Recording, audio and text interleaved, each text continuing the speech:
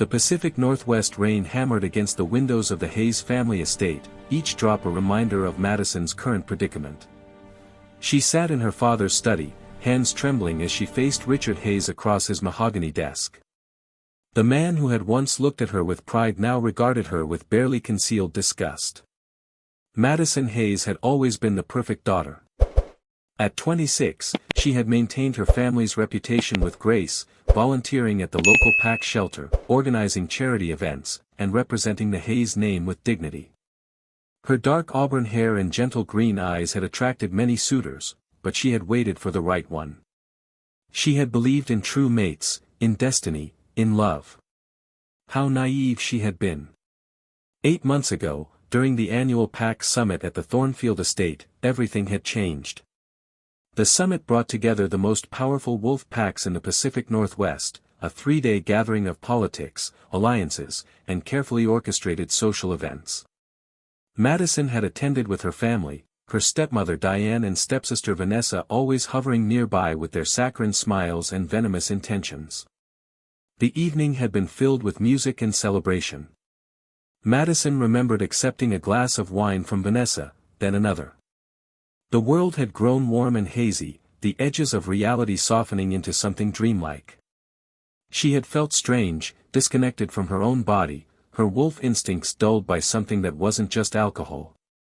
Derek Thornfield had found her stumbling through the gardens, or perhaps he had been looking for her all along. The younger brother of Alpha King Alexander Thornfield, Derek was everything dangerous wrapped in a charming smile. At 28, he had dark hair that fell rakishly across his forehead, storm-gray eyes that promised adventure, and the kind of confidence that came from never being told no. Madison's memories of that night were fragmented, like a mirror shattered into 1,000 pieces. She remembered Derek's voice, smooth as whiskey, telling her she was beautiful.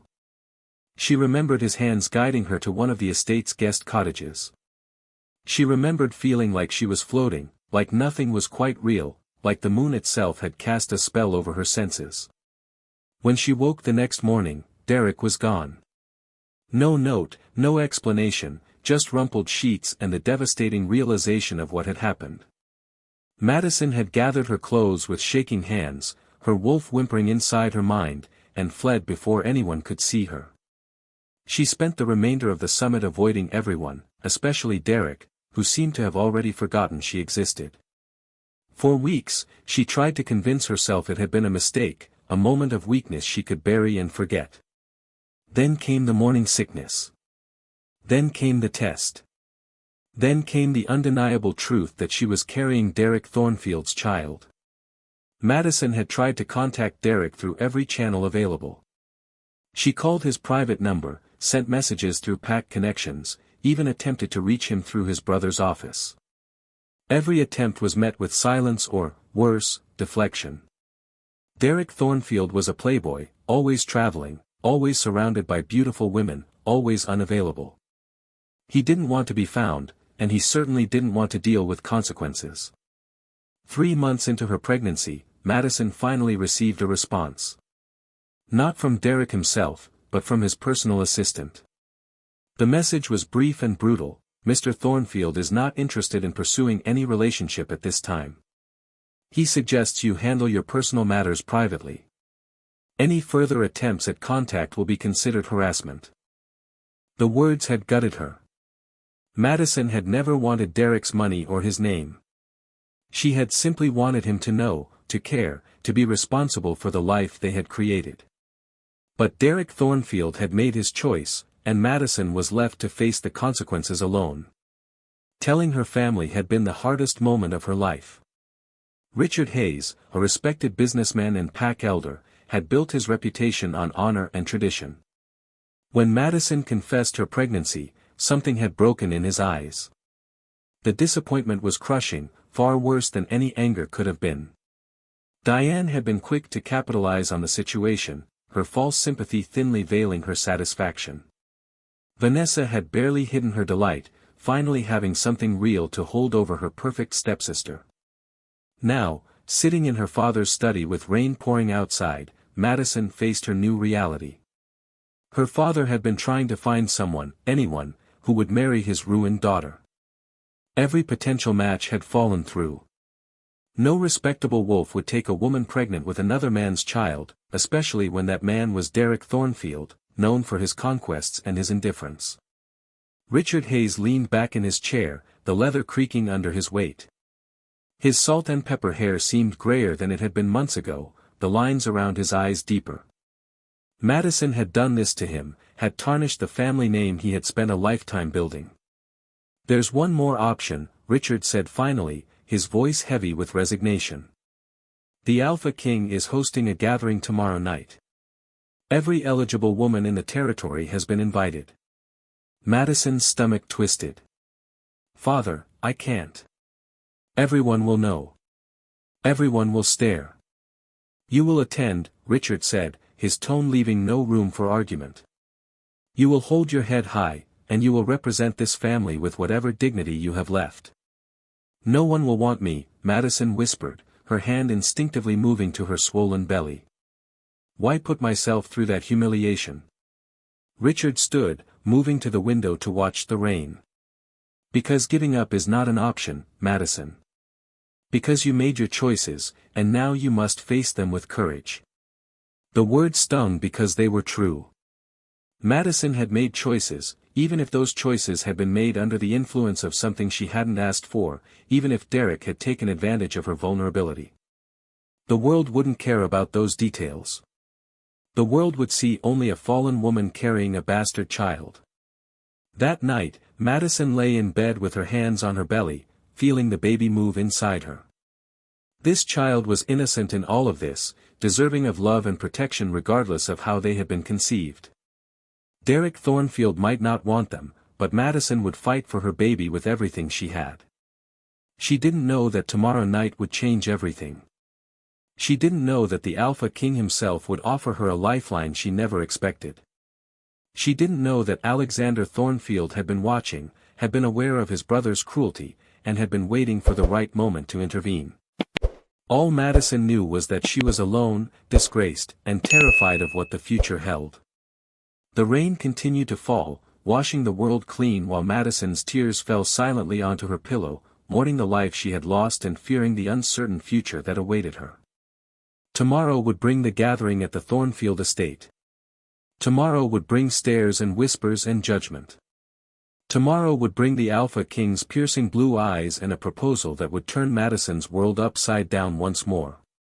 But tonight, she was simply a woman trying to survive, carrying a child whose father didn't want to know them, hoping against hope that somewhere in this cruel world, there was still a place for them both.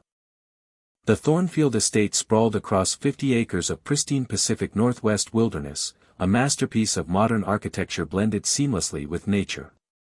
Ancient Douglas firs surrounded the main compound, their branches creating a canopy that filtered the perpetual northwestern mist into something almost magical.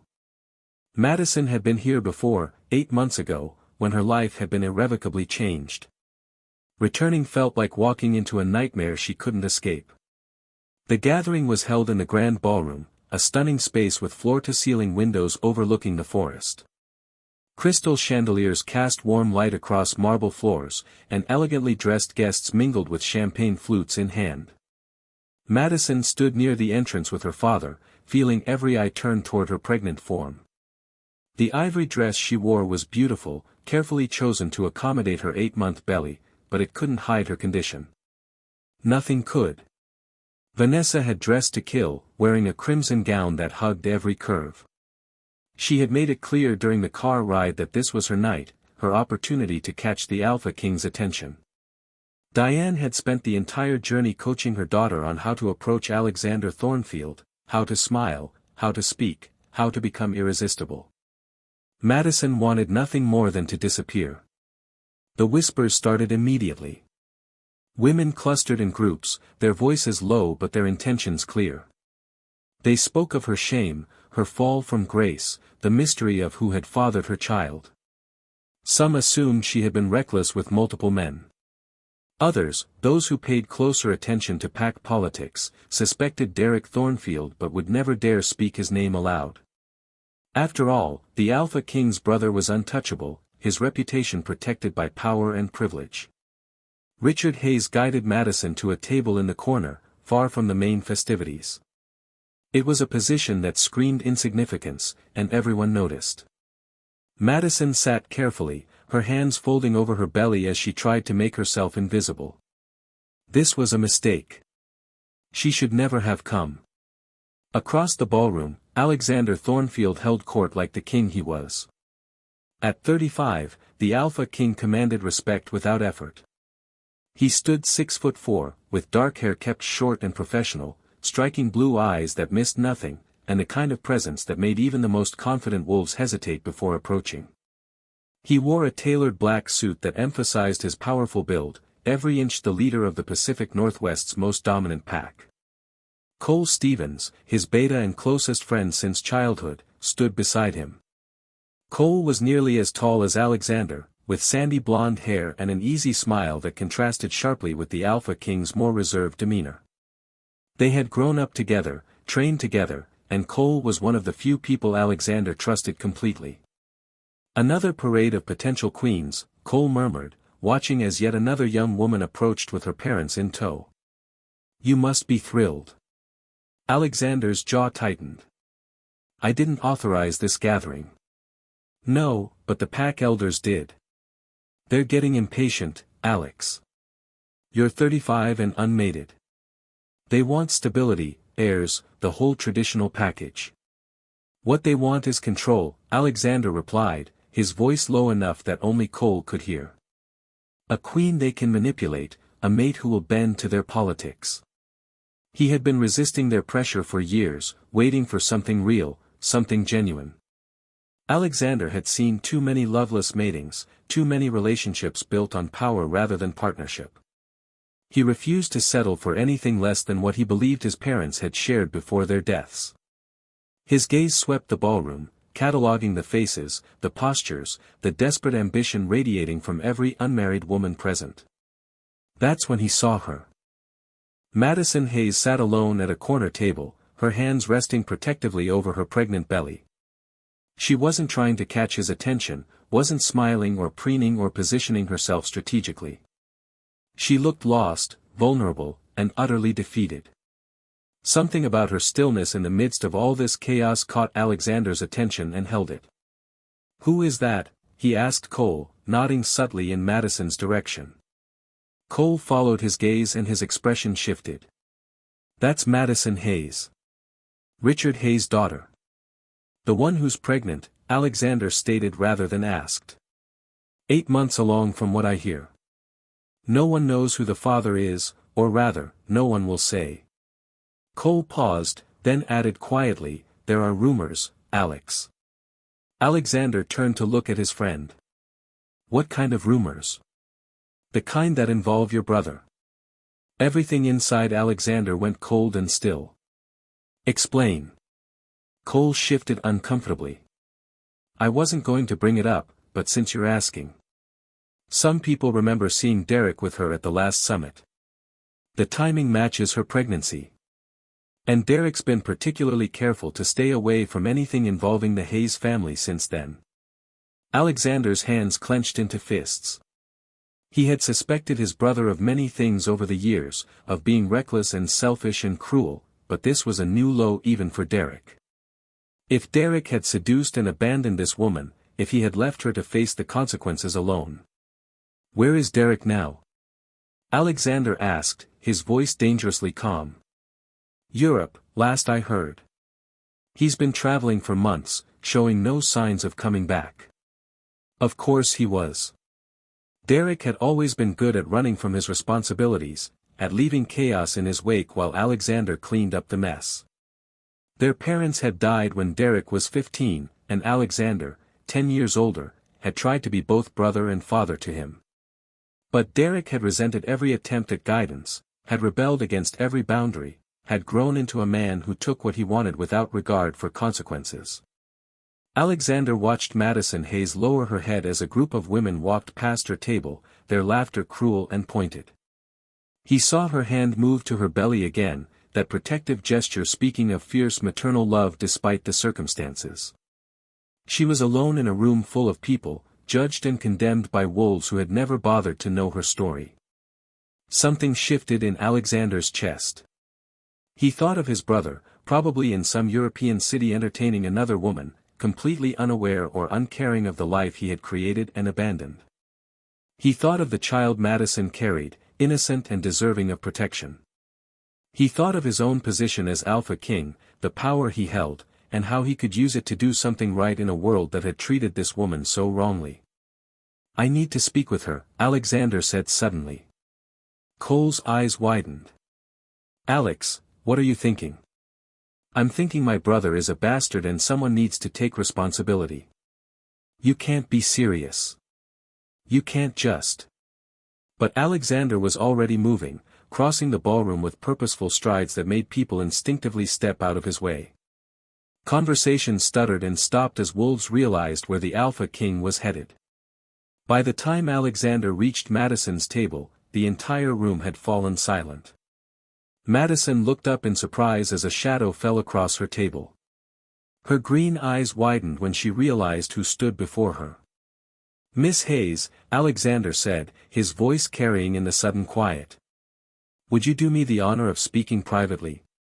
Madison's mouth opened but no words came out. She looked terrified and confused in equal measure. Alexander extended his hand, waiting. After a moment's hesitation, she placed her smaller hand in his, and he helped her to her feet with careful gentleness. The walk through the ballroom felt endless. Madison could feel every eye on them, could hear the whispers starting again, louder and more shocked than before. Why was the Alpha King showing her attention? What could he possibly want with her? Alexander guided her to his private study, a warm room lined with books and dominated by a massive oak desk. He closed the door, muffling the sounds of the gathering, and turned to face her. "Please, sit," he said, gesturing to one of the leather chairs near the fireplace. Madison sat carefully, her heart pounding. "Your Majesty, I don't understand. How far along are you?" Alexander asked, his blue eyes meeting hers with an intensity that made her breath catch. 8 months, Madison whispered. "And the father?" Shame burned through her. "He doesn't want to be involved." Alexander was quiet for a long moment, studying her face. "My brother Derek is the father, isn't he?" Madison's sharp intake of breath was answer enough. Her eyes filled with tears she refused to let fall. "How did you?" "It doesn't matter how I know. What matters is that Derek has abandoned his responsibilities, and I intend to correct that." Alexander moved closer, crouching down so he was at eye level with her. "Madison, I'm going to make you an offer, and I need you to listen carefully before you respond." She nodded, too overwhelmed to speak. "I know this baby is my brother's. I know Derek seduced you and left you to face the consequences alone. I know your family is desperate to find you a match, and I know that no one in this room tonight will offer you what you need." He paused, then said, "Pretend this baby is mine. Let me claim the child as my heir. Marry me, and I will give you and your baby the protection and legitimacy you deserve." Madison stared at him, certain she had misheard. "What?" "I'm offering you a solution. A marriage that will restore your honor, give your child a name and a future, and solve my own problems with the pack elders demanding I take a mate. But it's not your child. It's Derek's." "Why would you?" "Because it's the right thing to do," Alexander said simply. "Because my brother should face his responsibilities, and if he won't, then I will. Because no child deserves to be born into shame when I have the power to prevent it." "This is insane," Madison breathed. "People will ask questions. They'll want to know when, how. Let me worry about that. I'm the Alpha King. If I say this child is mine, who will dare question me?" Madison's hands shook as she processed his words. It was too much, too generous, too impossible. What do you get out of this? Freedom from forced political matches. Time to find my true mate without constant pressure. And the satisfaction of knowing I've done right by a child my brother abandoned. Alexander's expression softened slightly. "I'm not asking you to love me, Madison. I'm offering you a partnership, a way to protect your child and build a stable future. Tears finally spilled down Madison's cheeks. You don't know me. You don't know anything about me. I know you're strong enough to face a room full of judgment with your head held high. I know you love your baby enough to endure anything. That's enough. Madison looked down at her belly, at the child who would be born in mere weeks. Without the Alpha King's protection, her baby would face a lifetime of questions and stigma. With it, her child could have everything: security, respect, opportunity. If I accept, she said slowly, what happens when you find your true mate? What happens to me and my baby then? You'll be protected regardless. I give you my word. Whatever happens, you and this child will never want for anything. It was too good to be true, and yet Alexander Thornfield's eyes held nothing but sincerity. Madison thought of Derek, who had used her and discarded her without a second thought. She thought of her father's disappointment, her stepmother's cruelty, the whispers that followed her everywhere. She thought of her baby, innocent and deserving of so much better than the hand fate had dealt them. All right, Madison whispered. I accept. Alexander smiled, and it transformed his serious face into something almost gentle. Then let's give them something to talk about. He helped her to her feet and guided her back toward the ballroom, ready to announce a match that would shock the entire pack and set in motion a chain of events neither of them could have predicted. The ballroom erupted into chaos the moment Alexander Thornfield stepped into the center of the room with Madison Hayes at his side. Conversations died mid-sentence. Champagne glasses paused halfway to lips. Every wolf present turned to stare at the impossible sight before them, their unmated Alpha King, the man who had rejected countless suitable matches, standing protectively beside the one woman in the room everyone had written off. Alexander's hand rested firmly at the small of Madison's back, a possessive gesture that spoke volumes. His blue eyes swept the crowd with the kind of authority that made even the most powerful alphas drop their gazes. Cole Stevens moved to stand beside them, his presence adding weight to whatever was about to happen. Your attention, please, Alexander's voice carried effortlessly across the vast space, silencing the remaining whispers. I have an announcement to make. Madison's heart hammered so hard she was certain everyone could hear it. Her hands trembled, and she fought the urge to run, to flee before this became irrevocable. Alexander must have sensed her panic because his hand pressed more firmly against her back, steadying her. 8 months ago, during the annual PAC summit, I met someone who would change my life forever, Alexander began, his voice clear and unwavering. Miss Madison Hayes and I began a relationship that we chose to keep private, away from the politics and scrutiny that comes with my position. The room was so quiet that Madison could hear her own breathing. This was it, the point of no return. Tonight, I'm here to announce that Madison is carrying my child, Alexander declared, his voice ringing with pride and authority. And in 4 weeks' time, she will become my mate and your queen. The silence shattered. Gasps and exclamations filled the air. Women who had spent the evening vying for the Alpha King's attention looked devastated. Pack elders exchanged shocked glances. And Vanessa, standing near the front of the crowd in her crimson dress, looked like she had been slapped. Diane Hayes clutched her daughter's arm, her face pale with disbelief. Richard Hayes, however, looked like a man who had just been granted an unexpected reprieve. His ruined daughter was going to be queen. The impossible had just become reality. This is outrageous, one of the elder council members sputtered, stepping forward. Gerald Morrison was a gray-haired wolf who had been influential in PAC politics for decades. Your Majesty, with all due respect, such an important decision should have been brought before the council. We should have been consulted. I don't recall needing permission to choose my own mate, Alexander cut him off, his tone icy. Unless you're suggesting that the Alpha King should require approval for personal matters. Morrison's mouth opened and closed. No one dared to challenge Alexander's authority so directly, and Morrison knew it. Of course not, Your Majesty. I merely meant that the suddenness of this announcement is perfectly reasonable considering Miss Hayes' condition, Alexander finished. Or would you prefer I wait until after my heir is born to make our union official? The word heir sent another wave of shock through the crowd. Alexander wasn't just claiming Madison as his mate, he was claiming her unborn child as the next in line to lead the pack. It was unprecedented for an alpha king to publicly acknowledge a child conceived out of wedlock, but by doing so with such confidence, Alexander made it clear that anyone who questioned the baby's legitimacy would be questioning him directly.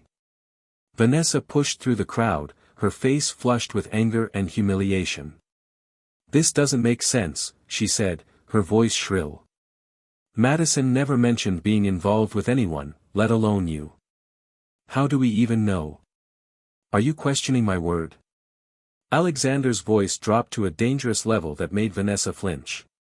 "Are you suggesting I would lie about my own child?" No, of course not, but... Then I suggest you offer your congratulations and step back." The command in his voice was unmistakable. Vanessa retreated, her face burning with embarrassment. Diane followed, pulling her daughter away before she could make things worse. Madison watched them go, feeling a surge of vindication she hadn't expected. For once, Vanessa was the one humiliated, the one put in her place. Cole stepped forward, his voice carrying across the ballroom. "I've known His Majesty since we were children, and I've never seen him happier than he has been these past months. Miss Hayes has clearly captured his heart, and I, for one, couldn't be more pleased to welcome her as our future queen." It was a calculated move, Cole's public support giving other pack members permission to accept this shocking development. One by one, wolves began to approach, offering congratulations that ranged from genuine to clearly forced. Madison stood beside Alexander, overwhelmed by the sudden shift in her status from outcast to queen-to-be. Richard Hayes made his way through the crowd, his eyes glistening with emotion. When he reached them, he bowed deeply to Alexander. "Your Majesty, I had no idea." Madison never said. "We wanted to keep it private," Alexander said smoothly. "I'm sure you understand the delicate nature of pack politics. Too many people trying to interfere, to manipulate situations for their own gain." Richard nodded, understanding the unspoken message. Alexander was warning him not to question the official story. "Of course, Your Majesty. I'm honored that you've chosen my daughter." Alexander's hand moved to Madison's shoulder, a gesture of unmistakable protection. "Your daughter is remarkable. I'm the one who is honored." The words were for show, Madison knew, part of the performance they were staging for the pack. Yet something in Alexander's tone made her wonder if he meant them more than he let on. She glanced up at him, finding him already looking down at her with an expression she couldn't quite read. The gathering continued for another hour, but the dynamics had completely shifted. Women who had ignored Madison now approached with false sweetness, trying to curry favor with the future queen. Men who had looked at her with disdain now bowed respectfully. It was nauseating how quickly people changed when power dynamics shifted. Victoria Sterling, a stunning blonde who served as the pack's lead diplomat, approached with a smile that didn't quite reach her eyes. "Congratulations, Miss Hayes. I had no idea you and His Majesty were involved." "We kept it quiet," Madison said, the lie coming easier than she expected. "Alexander wanted to protect me from unwanted attention." "How thoughtful of him," Victoria purred, her gaze sliding to Alexander. "I'm sure you'll make a lovely queen, though it's such a shame we didn't have time to properly prepare you for the role. Being the Alpha King's mate requires such specific skills and knowledge." The implied insult was clear, Madison wasn't qualified, wasn't ready, wasn't good enough. Before Madison could respond, Alexander's voice cut in. "Madison will have all the support she needs," he said firmly. "And I have complete confidence in her abilities." Victoria's smile tightened. "Of course, Your Majesty. I'm here to help in any way I can." When she finally walked away, Madison let out a shaky breath. "That was exactly what I expected," Alexander finished. "Victoria has been positioning herself as a potential queen for years. This is a blow to her ambitions, and she won't take it gracefully." I don't know how to be a queen, Madison admitted quietly. I don't know anything about pack politics or diplomatic protocols or... You'll learn, Alexander assured her. And you won't be alone. Cole will help you navigate the political landscape, and I'll be there every step of the way. The words should have comforted her, but Madison felt only fear. What had she agreed to? A fake marriage to protect her child, yes, but also a lifetime of playing a role she wasn't prepared for, of pretending to be in love with a man who was doing her a favor out of some sense of duty. As the evening wore on, Alexander never left her side.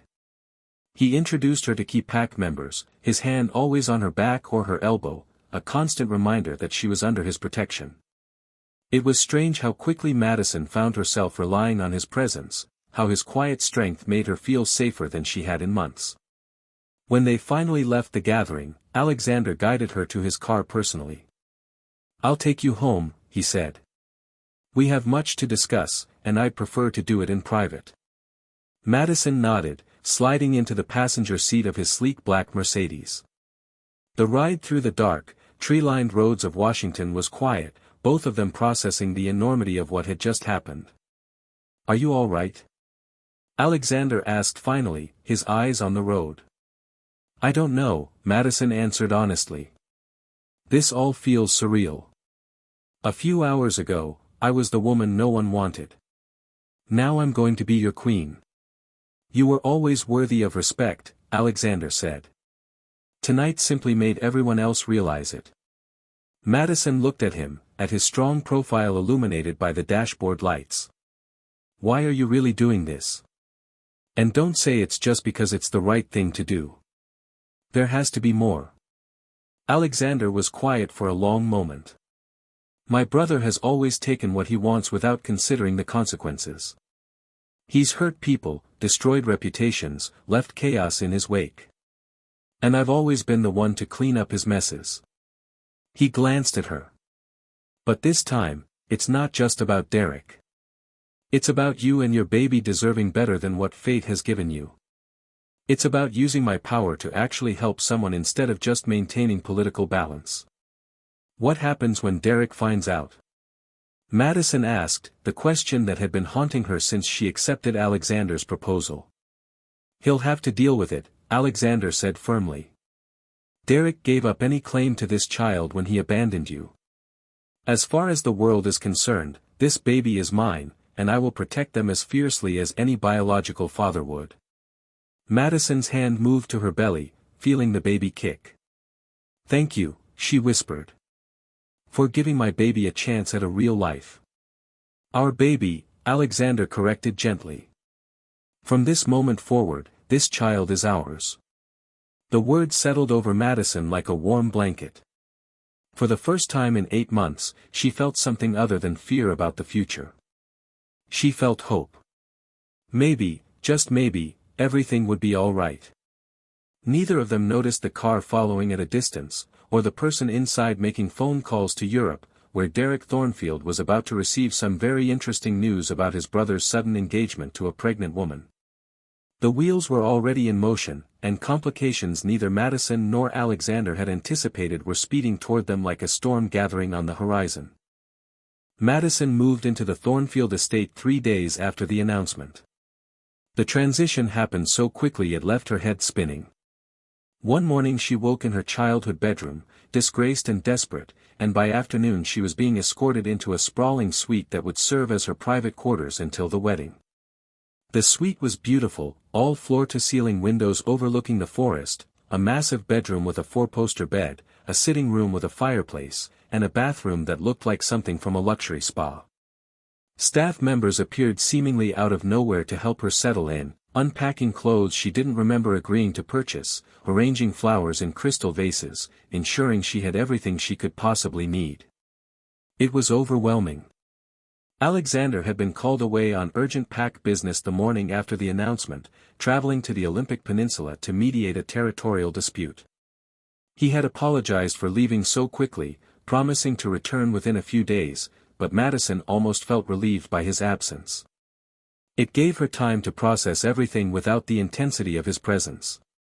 Cole Stevens became her unexpected ally during those first days. He stopped by her suite each morning with coffee and casual conversation, helping her understand the complex web of pack politics she was about to enter. Unlike Alexander's serious intensity, Cole had an easy warmth that put Madison at ease. The key thing to remember, Cole said on her third morning, sitting across from her in the suite sitting room, is that everyone wants something from the Queen. Your job is to figure out what they want before they ask for it. Madison cradled her coffee cup, watching steam rise into the air.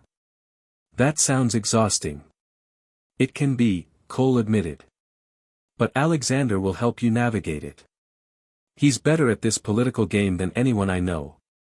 He paused, then added more softly, you know, I grew up with the Thornfield brothers. I watched Derek become the man he is today, watched Alexander try to guide him and fail. What Derek did to you, it's not the first time he's hurt someone and walked away. Madison's chest tightened. Does Alexander know about Derek's other indiscretions? Some of them. Maybe not all.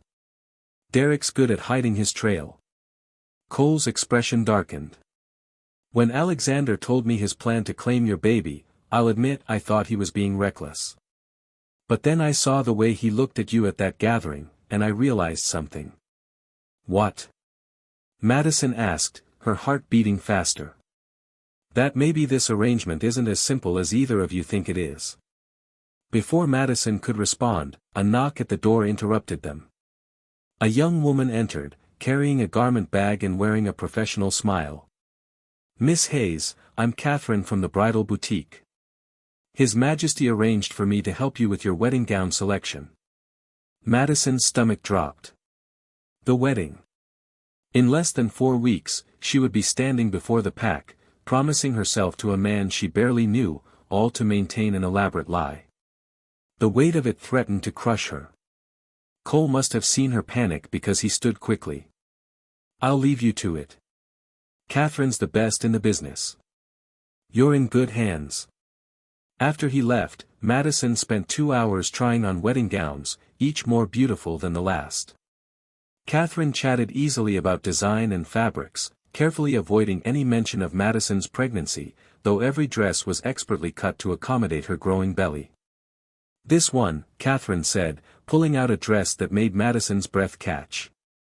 It was ivory silk, with delicate lace sleeves and a flowing skirt that would hide her pregnancy while still looking elegant.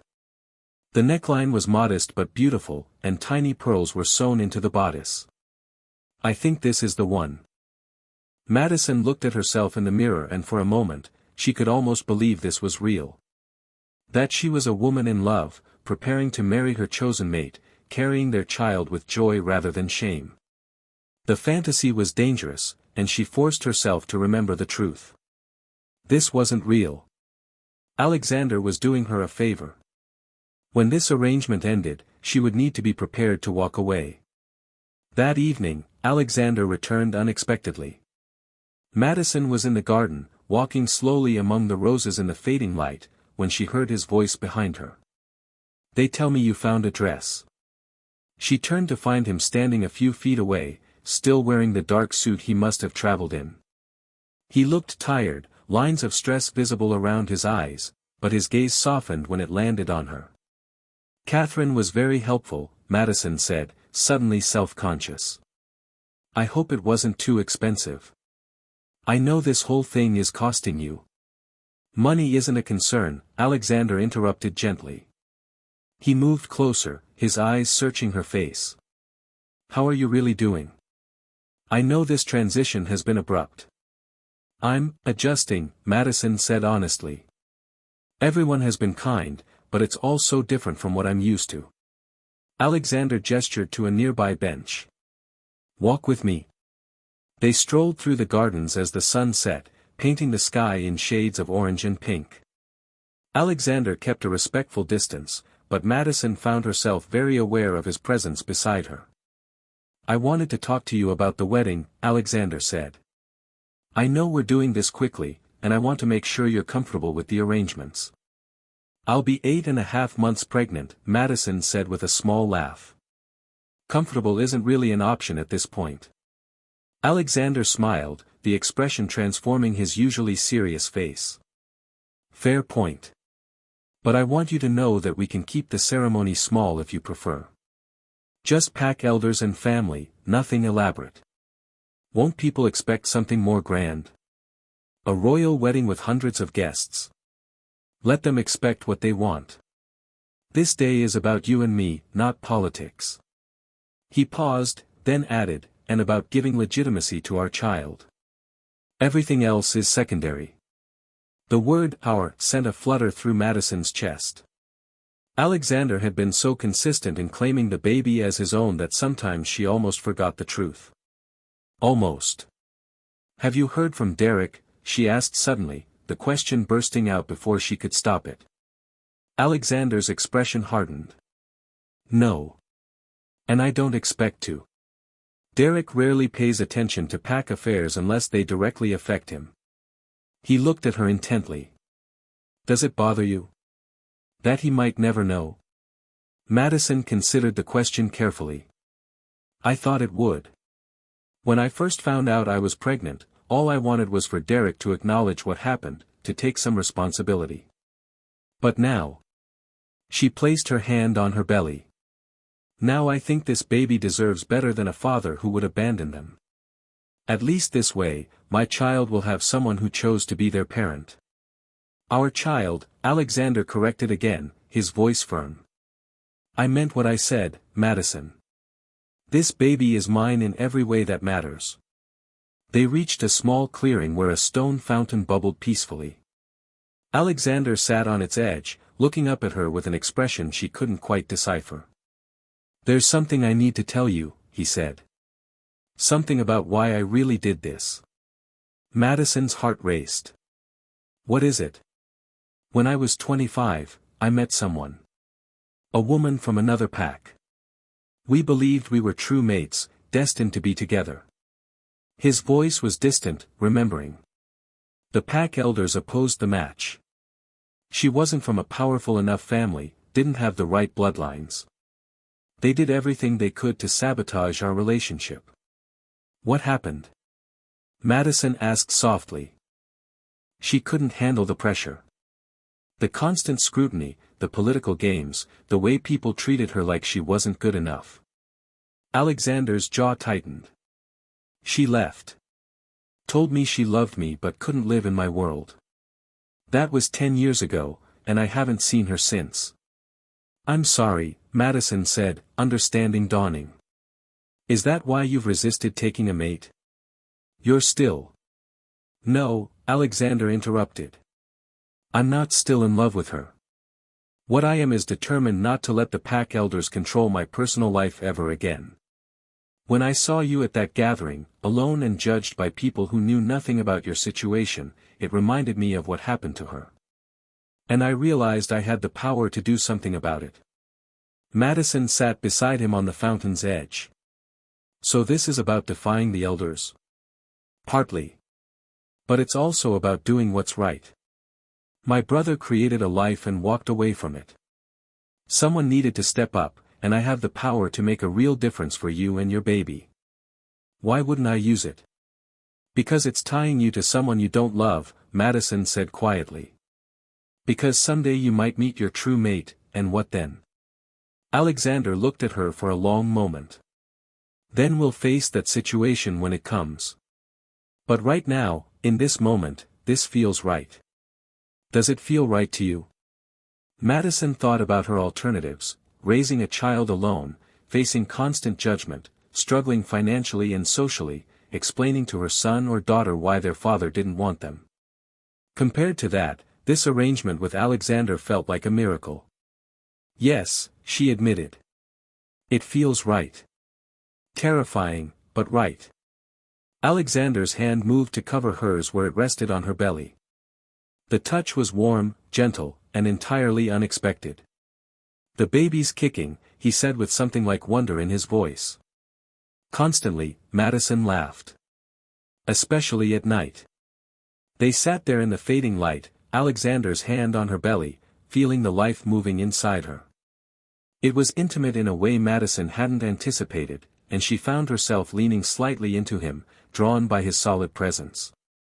"I want you to know something," Alexander said softly. "Whatever happens, however this arrangement evolves, I will never abandon you or this child. You have my word on that. Why are you being so kind to me?" Madison asked, her voice breaking slightly. "I'm just someone your brother used and discarded. You don't owe me anything." Alexander turned to face her fully, his blue eyes intense. "You're not just anything, Madison. You're a woman who made the best of an impossible situation. You're carrying a child you're determined to protect despite everything you've faced. You're stronger than you realize, and you deserve to be treated with respect and kindness." Tears pricked Madison's eyes. No one had spoken to her like that in months. Not since Derek had abandoned her and her world had fallen apart. "Thank you," she whispered. Alexander wiped away a tear that had escaped down her cheek, his thumb gentle against her skin. The moment stretched between them, charged with something Madison didn't dare name. Then Alexander stood, offering his hand to help her up. "It's getting cold. We should head inside." As they walked back to the estate, Madison couldn't shake the feeling that something had shifted between them. This was supposed to be a business arrangement, a marriage of convenience to solve both their problems. But the way Alexander looked at her, the gentleness in his touch, the sincerity in his promises, it all felt like more than an arrangement. It felt dangerous. Madison was falling for the Alpha King, for the man who had saved her when no one else would, who treated her baby as his own, who looked at her like she mattered. And that was the last thing she could afford to do. This was temporary. Alexander had made that clear. When he found his true mate, Madison would step aside. She needed to protect her heart, to remember that his kindness came from duty and principle, not love. But as they reached the estate and Alexander bid her good night with a soft smile, Madison realized it might already be too late. Her heart wasn't listening to logic anymore. And somewhere in Europe, Derek Thornfield was boarding a plane back to Washington, having finally heard about his brother's shocking engagement and determined to find out what the hell was going on. The wedding was scheduled for Saturday, exactly 2 weeks away. Madison stood in her suite's bathroom, looking at her reflection in the mirror as morning light streamed through the windows. At nearly 9 months pregnant, she looked ready to burst. The baby seemed to have dropped lower in the past few days, and the midwife Alexander had insisted on hiring said it could be any time now. Any time. Madison pressed her hand to her belly, feeling the familiar movements. This baby would arrive soon, possibly before the wedding, and then the reality of this arrangement would become undeniable. She would be raising Derek Thornfield's child while married to Alexander Thornfield, living a lie that would last for years. The thought should have terrified her. Instead, what terrified Madison was how much she had grown to care for Alexander in just 2 weeks. How she looked forward to their evening walks through the gardens. How his rare smiles made her heart flutter.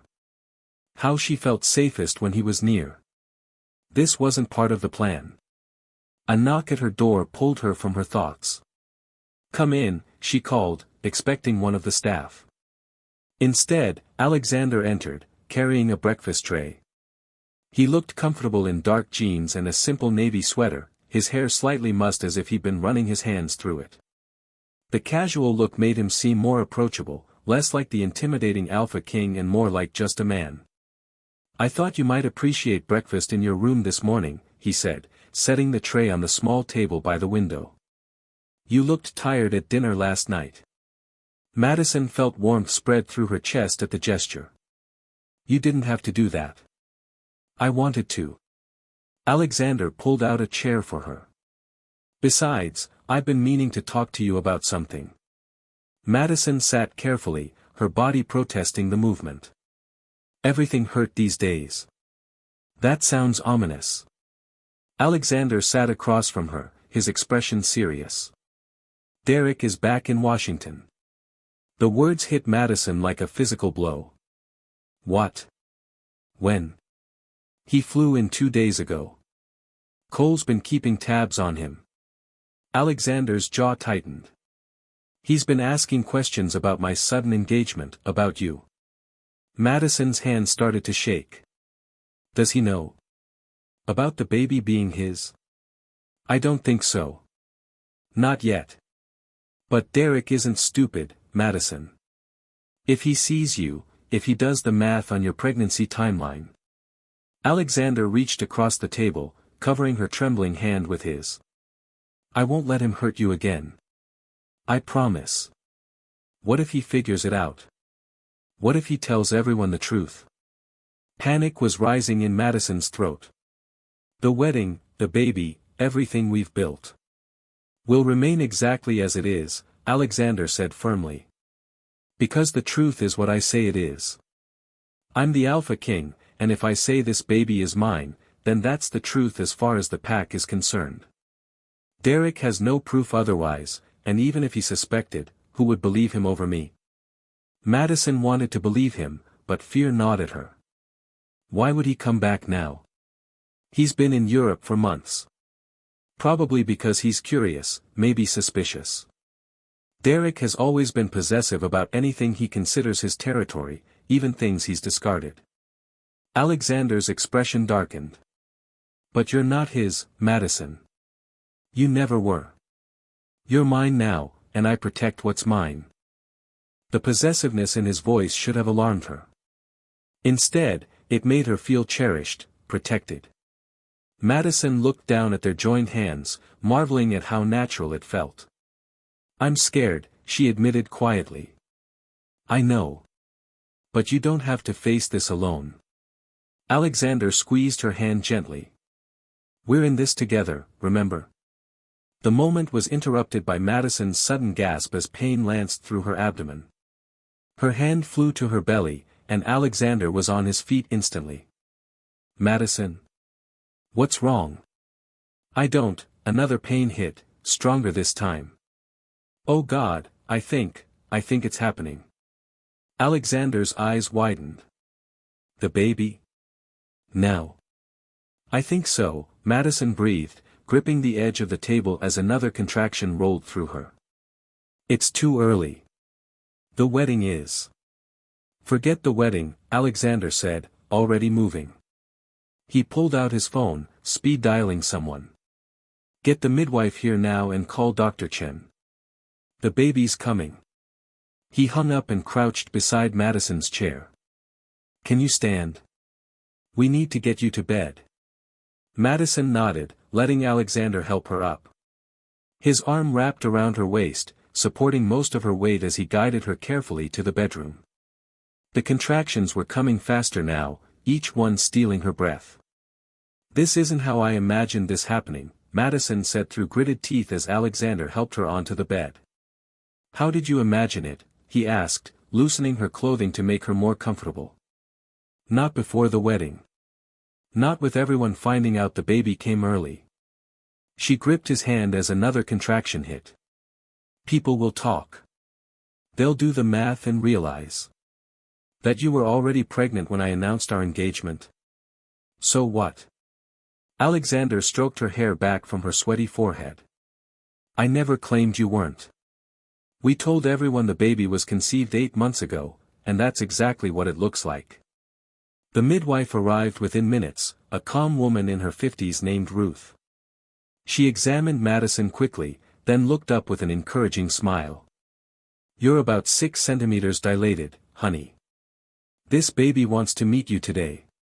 Dr. Chen, the pack's physician, arrived shortly after. Together, they set up everything needed for a home delivery. Alexander refused to leave Madison's side, holding her hand through each contraction, offering ice chips, wiping her forehead with a cool cloth. You don't have to stay, Madison said during a brief respite from the pain. This isn't your responsibility.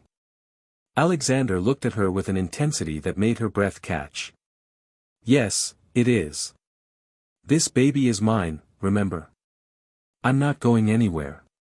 The hours blurred together. Pain, pressure, Alexander's steady voice telling her she was doing great, she was strong, she could do this. Madison had never felt so vulnerable, so exposed, and yet Alexander never flinched, never looked away, never treated her as anything less than remarkable. "One more push," Ruth encouraged. "The head is crowning. You're almost there." Madison screamed, pushing with everything she had. Alexander's hand was probably broken from how hard she squeezed, but he never complained, never let go. And then, suddenly, there was a different sound. A baby's cry, loud and indignant and absolutely perfect. "It's a boy," Ruth announced, holding up a squirming, red-faced infant. "A beautiful, healthy boy." Madison's vision blurred with tears as Ruth placed the baby on her chest. He was tiny but perfect, with a shock of dark hair and impossibly small fingers that immediately gripped Madison's thumb. She looked down at her son, Derek's biological son, and felt a fierce rush of love so powerful it took her breath away. Alexander stared at the baby with an expression of pure wonder. "He's perfect," he whispered. Ruth cut the cord, then took the baby to clean and check him over. Madison watched anxiously until Ruth brought him back, swaddled in a soft blue blanket. 10 fingers, 10 toes, perfectly healthy, Ruth assured her. "About 7 pounds, which is excellent for being a few weeks early." Alexander sat carefully on the edge of the bed, his eyes never leaving the baby. "May I?" he asked softly. Madison nodded, watching as Alexander took her son into his arms with surprising gentleness for such a large man. He cradled the baby close, studying every feature with focused intensity. The sight of the powerful Alpha King holding a newborn so tenderly made Madison's heart ache.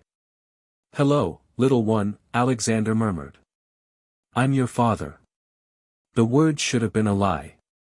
But looking at Alexander's face, at the fierce protectiveness and genuine affection there, Madison realized they weren't. Biology might say Derek was this baby's father, but Alexander had chosen this child, had claimed him, had promised to protect and raise him. In every way that mattered, Alexander was this baby's father. "What should we name him?" Madison asked softly. Alexander looked up at her, surprise flickering across his features. "You want me to help choose?" "He's yours as much as mine," Madison said, meaning it. "We should choose together." Alexander considered for a moment, looking down at the baby again. "What about James?" "It was my father's name." "James," Madison tested the name. "James Thornfield." "I love it." "James Alexander Thornfield," Alexander added, then looked at her almost shyly. "If that's all right with you." "I thought maybe using your name as well, Madison, but I wasn't sure if." "James Alexander Madison Thornfield," Madison said firmly. "Perfect." Ruth and Dr. Chen finished their examinations and left with promises to check on them later. Cole stopped by briefly, his eyes suspiciously bright when he saw Alexander holding the baby. "Congratulations, you too," he said gruffly. "He's beautiful." After Cole left, Alexander and Madison were alone with baby James. The sun was setting, casting golden light across the room. Alexander sat in the chair beside the bed, still holding James, seemingly unable to put him down. "You're a natural," Madison observed with a smile. "I'm terrified I'm going to break him," Alexander admitted. "He's so small." "You won't. You're already doing great." Madison watched them together, Alpha King and tiny infant, and felt her heart expanding in ways she hadn't thought possible. "Thank you, Alexander. For everything. For claiming him, for being here, for—" "Stop," Alexander interrupted gently. "You don't have to thank me, Madison. This is exactly where I want to be." Their eyes met over the baby, and something passed between them. Something real and powerful that had nothing to do with their arrangement and everything to do with the genuine connection that had grown between them. Madison was falling in love with Alexander Thornfield. Maybe she had been from the moment he'd offered to save her at that gathering. Maybe it had happened gradually during their evening walks and quiet conversations. Or maybe it had happened just now, watching him cradle her son with such tenderness. The reason didn't matter. What mattered was that this wasn't supposed to happen. This was supposed to be temporary, a marriage of convenience that would end when Alexander found his true mate. Madison couldn't let herself hope for more, couldn't let herself believe this could be real. But looking at Alexander holding James, seeing the way he looked at them both with such fierce protectiveness and genuine care, hoping became unavoidable. That night, after James had been fed and settled in the bassinet beside Madison's bed, Alexander prepared to leave. He hesitated at the door, looking back at where Madison lay exhausted but content. "Get some rest," he said softly. "I'll be right next door if you need anything." "Alexander?" Madison called as he turned to go. "Will you stay? Just for a little while longer?" He returned immediately, pulling the chair close to her bedside. "Of course."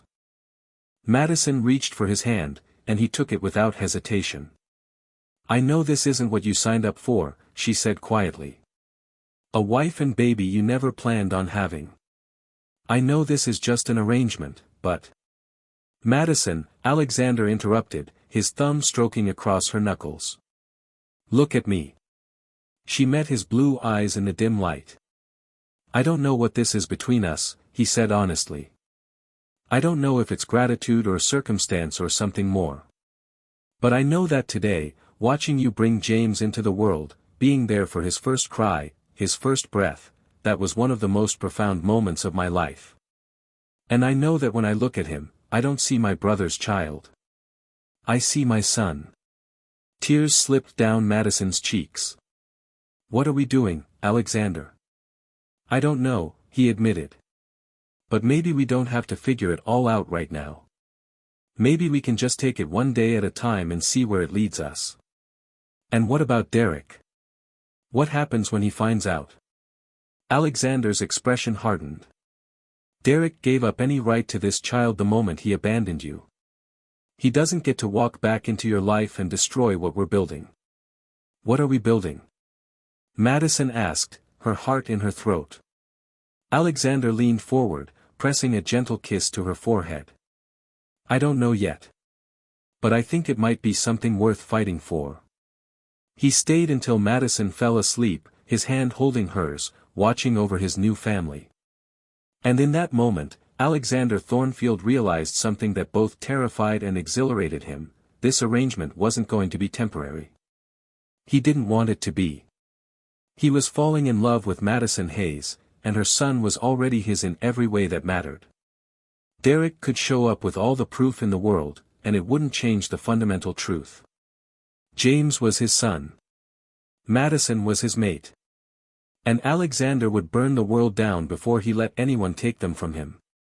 Derek Thornfield stood in the shadows of the Thornfield Estates gardens, watching through the windows as his brother cradled a newborn infant. The sight filled him with a confusion of emotions he couldn't quite name. Jealousy, curiosity, and something darker that twisted in his gut. He had returned to Washington expecting answers. What he'd found instead was a mystery that deepened with every piece of information he uncovered. His perfect older brother, the Alpha King who had always been so controlled and proper, had apparently gotten some woman pregnant and was now playing house like a common wolf. It didn't make sense. Nothing about this situation made sense. Derek pulled out his phone, looking again at the photo Cole had inadvertently included in a group message, a shot of Alexander's fiancée at some PAC event. The image quality wasn't great, but Derek had stared at it for hours during his flight back, trying to place the woman's face. There was something familiar about her, something that nagged at the edges of his memory. Dark auburn hair. Green eyes. A certain delicate beauty that seemed vaguely familiar. Derek frowned, shoving the phone back in his pocket. He would figure it out eventually. Right now, he needed to understand what game Alexander was playing. His brother had always been the responsible one, the one who cleaned up Derek's messes and lectured him about duty and consequences. The idea that Alexander had fathered a child out of wedlock seemed impossible. Unless, Derek thought with growing suspicion, this wasn't actually Alexander's child at all. Inside the estate, Madison had no idea she was being watched. She sat in her bedroom with 3-day-old James sleeping peacefully in her arms, marveling at how completely this tiny human had changed her world. Every fear and worry she'd had during pregnancy seemed distant now, replaced by an all-consuming love for the small life depending on her. Alexander had been extraordinary. He visited multiple times a day, always bringing something: flowers, books, the softest blankets money could buy. He'd hired a night nurse to help Madison rest, had overseen every detail of James's care, and held his son with a tenderness that made Madison's heart ache. They had postponed the wedding by 2 weeks to allow Madison to recover from childbirth. The pack had accepted the explanation without question, though Madison could feel the speculative stares whenever staff members looked at James. Everyone was counting backwards, trying to determine exactly when the baby had been conceived. Let them count, Madison thought. She had stopped caring what people thought. James was here, healthy and perfect, and she had Alexander's protection. That was all that mattered. A soft knock interrupted her thoughts. "Come in," she called, expecting Alexander or the nurse. Instead, Cole entered, and his expression immediately put Madison on alert. Something was wrong. "What is it?" she asked, instinctively holding James closer. Cole closed the door carefully before speaking. "Derek's here. On the estate grounds." Madison's blood ran cold. "What? How do you know?" "Security spotted him in the gardens about 20 minutes ago. He hasn't approached the house, just watching." Cole moved to the window, peering out carefully. "Alexander's in a council meeting, and I didn't want to interrupt unless Derek actually tries to make contact." "He can't see James," Madison said, panic rising in her voice. "If he sees the baby, if he realizes." "Madison, calm down. Derek doesn't know where your room is, and security won't let him inside without Alexander's permission." Cole turned from the window, his expression gentle. "But we need to prepare for the possibility that Derek will figure things out. The timing of James's birth, combined with you and Derek both being at the summit 8 months ago, he might put the pieces together." Madison felt tears threatening. Just when everything had started to feel stable, Derek had to show up and threaten it all. "What do I do?" "You trust Alexander," Cole said firmly. "And you remember that biology doesn't make someone a father. Love does. Choice does. Alexander chose to be James's father before the baby was even born. Derek has no claim here, legal or otherwise." A cry from downstairs made them both tense. Madison recognized Alexander's voice, raised in anger, and then another voice responding, smoother, younger, defensive. Derek had made it inside. Cole cursed under his breath. "Stay here. Lock the door. I'll go." "No," Madison said, surprising herself. "I'm tired of hiding. If Derek wants to cause problems, he's going to have to do it to my face." She handed James to Cole, who looked uncomfortable but accepted the baby carefully. "Keep him safe," Madison instructed. "No matter what happens down there, you keep him safe." "Madison, you just gave birth 3 days ago. You shouldn't." "I'm fine," Madison lied. Actually, she felt weak and sore and terrified, but she wasn't going to let Derek Thornfield intimidate her ever again. She had survived his abandonment, survived the shame and judgment, and come out stronger. She could face him now. Madison made her way downstairs slowly, following the voices to Alexander's study. The door was partially open, and she could see 2 figures inside, Alexander standing rigid with fury, and Derek lounging against the desk with calculated casualness. "You can't seriously expect me to believe this farce," Derek was saying. "You, the perfect alpha king, suddenly announcing you've gotten some random woman pregnant? It's not your style, brother." "My personal life is none of your business," Alexander replied, his voice deadly calm. "And you do well to remember that. Come on, Alex.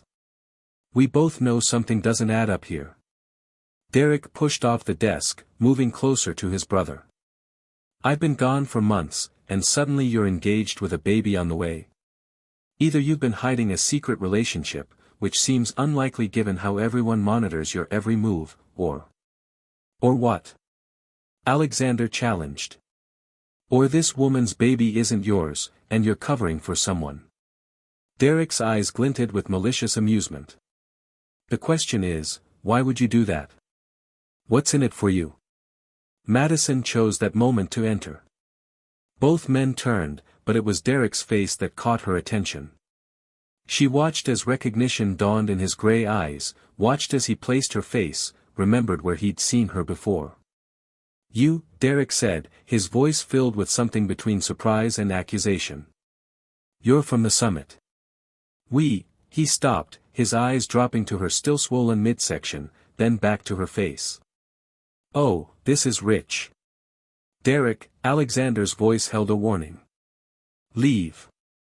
Now. But Derek was already laughing, a cruel sound that made Madison's skin crawl. You're claiming my bastard, aren't you?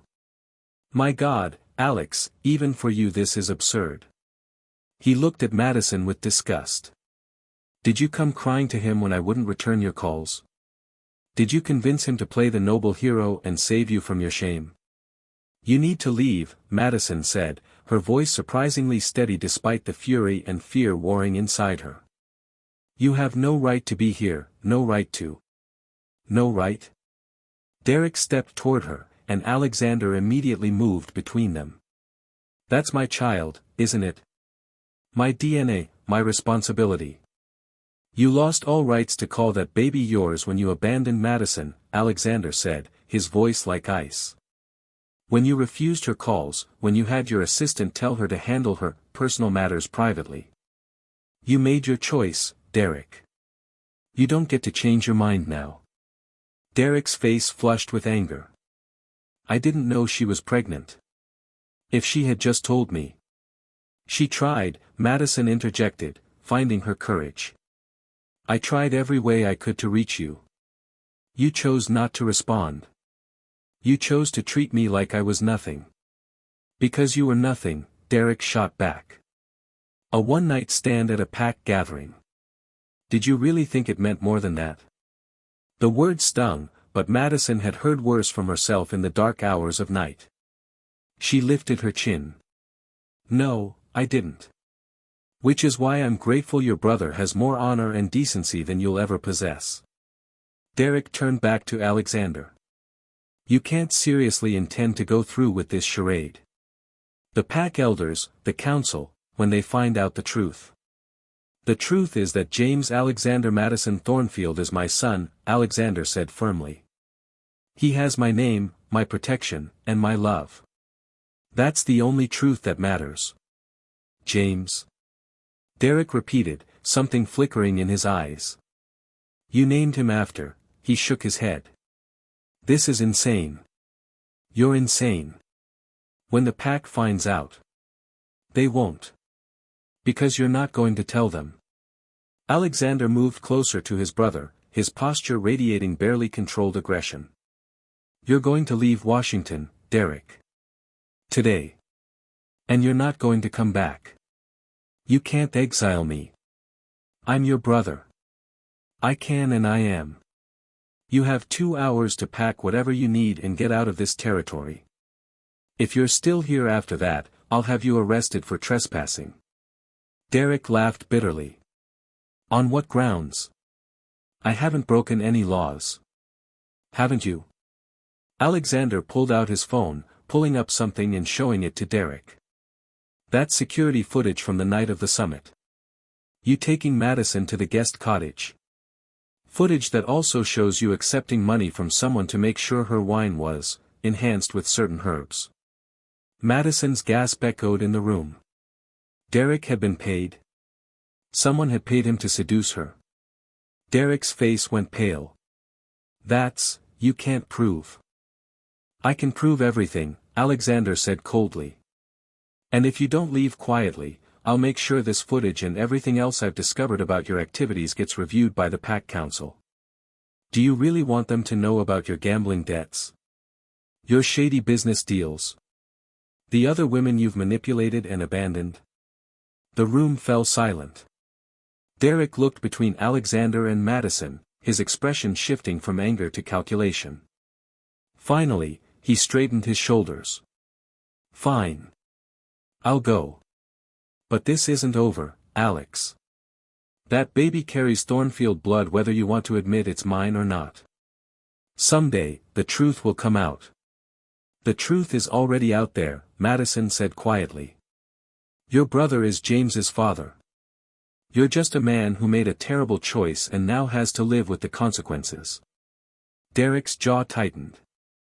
Without another word, he turned and left, his footsteps echoing down the hallway.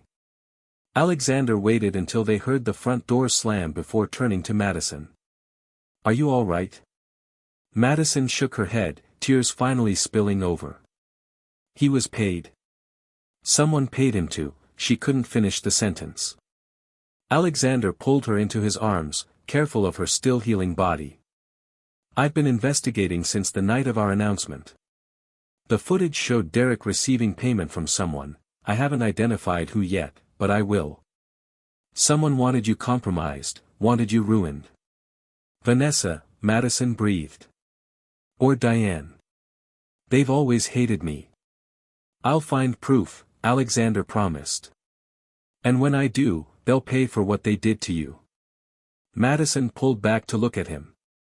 The footage, if people see it, if they know Derek was there. No one will see it except Derek.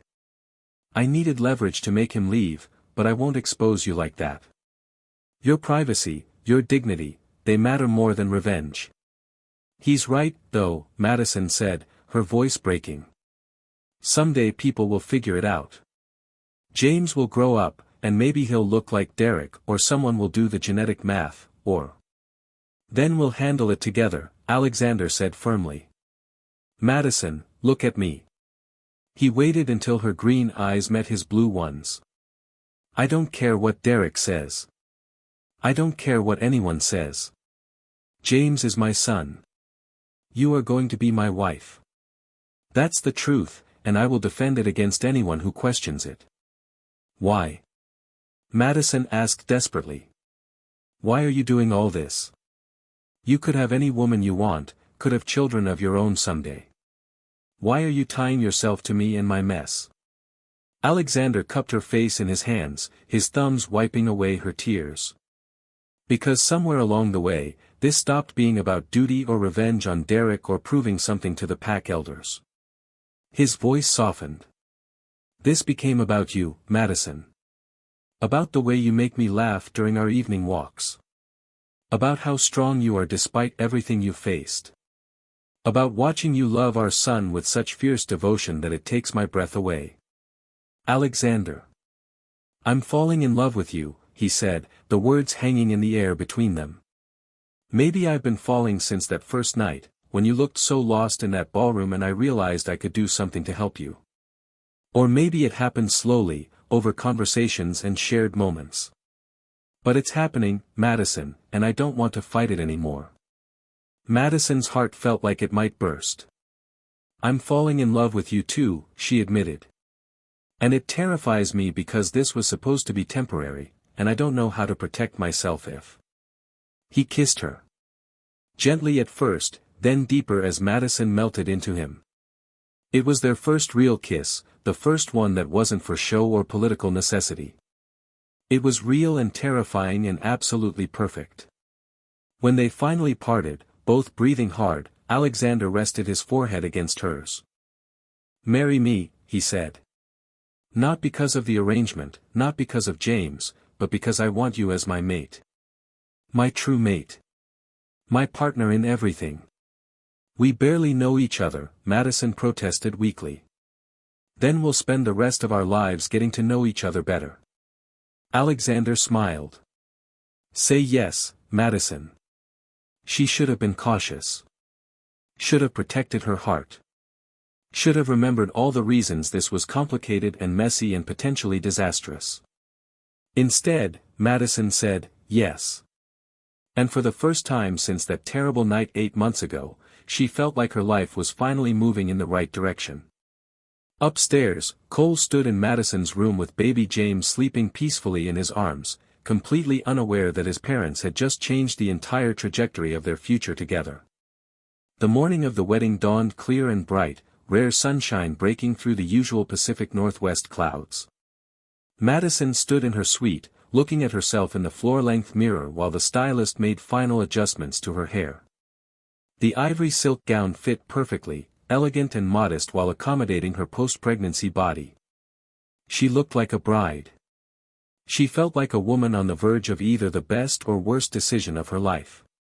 In the bassinet beside her dressing table, 2-week-old James slept peacefully, oblivious to the significance of the day. Madison watched his tiny chest rise and fall, and felt her resolve strengthen. Whatever happened, she was doing this for him.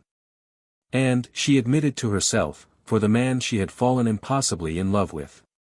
Catherine, the bridal boutique owner, dabbed at her eyes as she stepped back. "You look absolutely radiant, dear." "I feel like I might throw up," Madison admitted.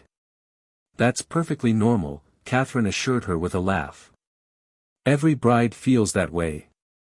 But not every bride was marrying the Alpha King under such complicated circumstances. Not every bride was in love with her groom while knowing his brother was the biological father of her child. Not every bride had to wonder if this happiness was too good to be true. A knock at the door interrupted her spiraling thoughts. Cole poked his head in, his usual easy smile in place. "Ready?" "Alexander's pacing down there like a caged wolf." "I think he's more nervous than you are." Madison's heart warmed at the image. "Give me 5 minutes." After Cole left, Madison picked up James carefully, holding him close. "Your daddy is waiting for us," she whispered, and the words felt right. Alexander was James's daddy in every way that mattered.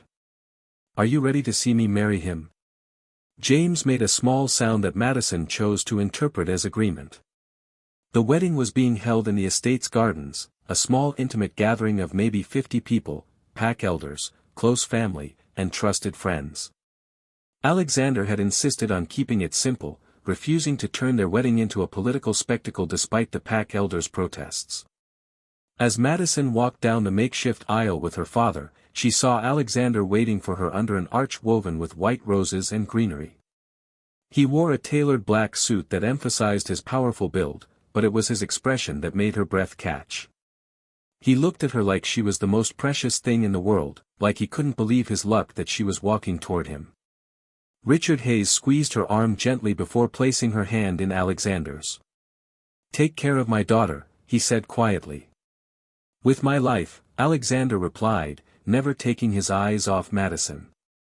The officiant began the ceremony, but Madison barely heard the words. She was lost in Alexander's blue eyes, in the warmth of his hands holding hers, in the way he smiled when James, held by Cole in the front row, made a small noise.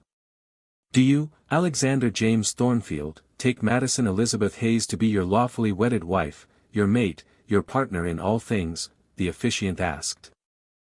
"I do," Alexander said firmly. "Today and always." "And do you, Madison Elizabeth Hayes, take Alexander James Thornfield to be your lawfully wedded husband, your mate, your partner in all things?" Madison's voice was strong despite her tears. "I do." "Then by the power vested in me, and by the laws of this pack, I pronounce you husband and wife. You may kiss your bride." Alexander pulled Madison close, kissing her with a passion that made several people in the audience clear their throats. When they finally parted, both were smiling through their tears. "I love you," Alexander whispered, so only she could hear. "I love you too," Madison replied. They turned to face their guests as husband and wife, Alpha King and Queen. The small crowd erupted in applause, genuine smiles on most faces. Most, but not all. Victoria Sterling stood near the back, her expression carefully neutral, but her eyes held something dark. Madison noticed but dismissed it, too happy to let anyone ruin this perfect moment.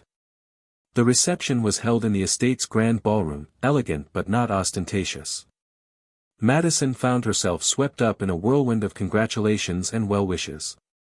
Pack members who had once whispered about her now bowed respectfully, calling her, Your Majesty, with varying degrees of sincerity. Cole handed James back to Madison during a quiet moment. He was perfect during the ceremony, Cole said.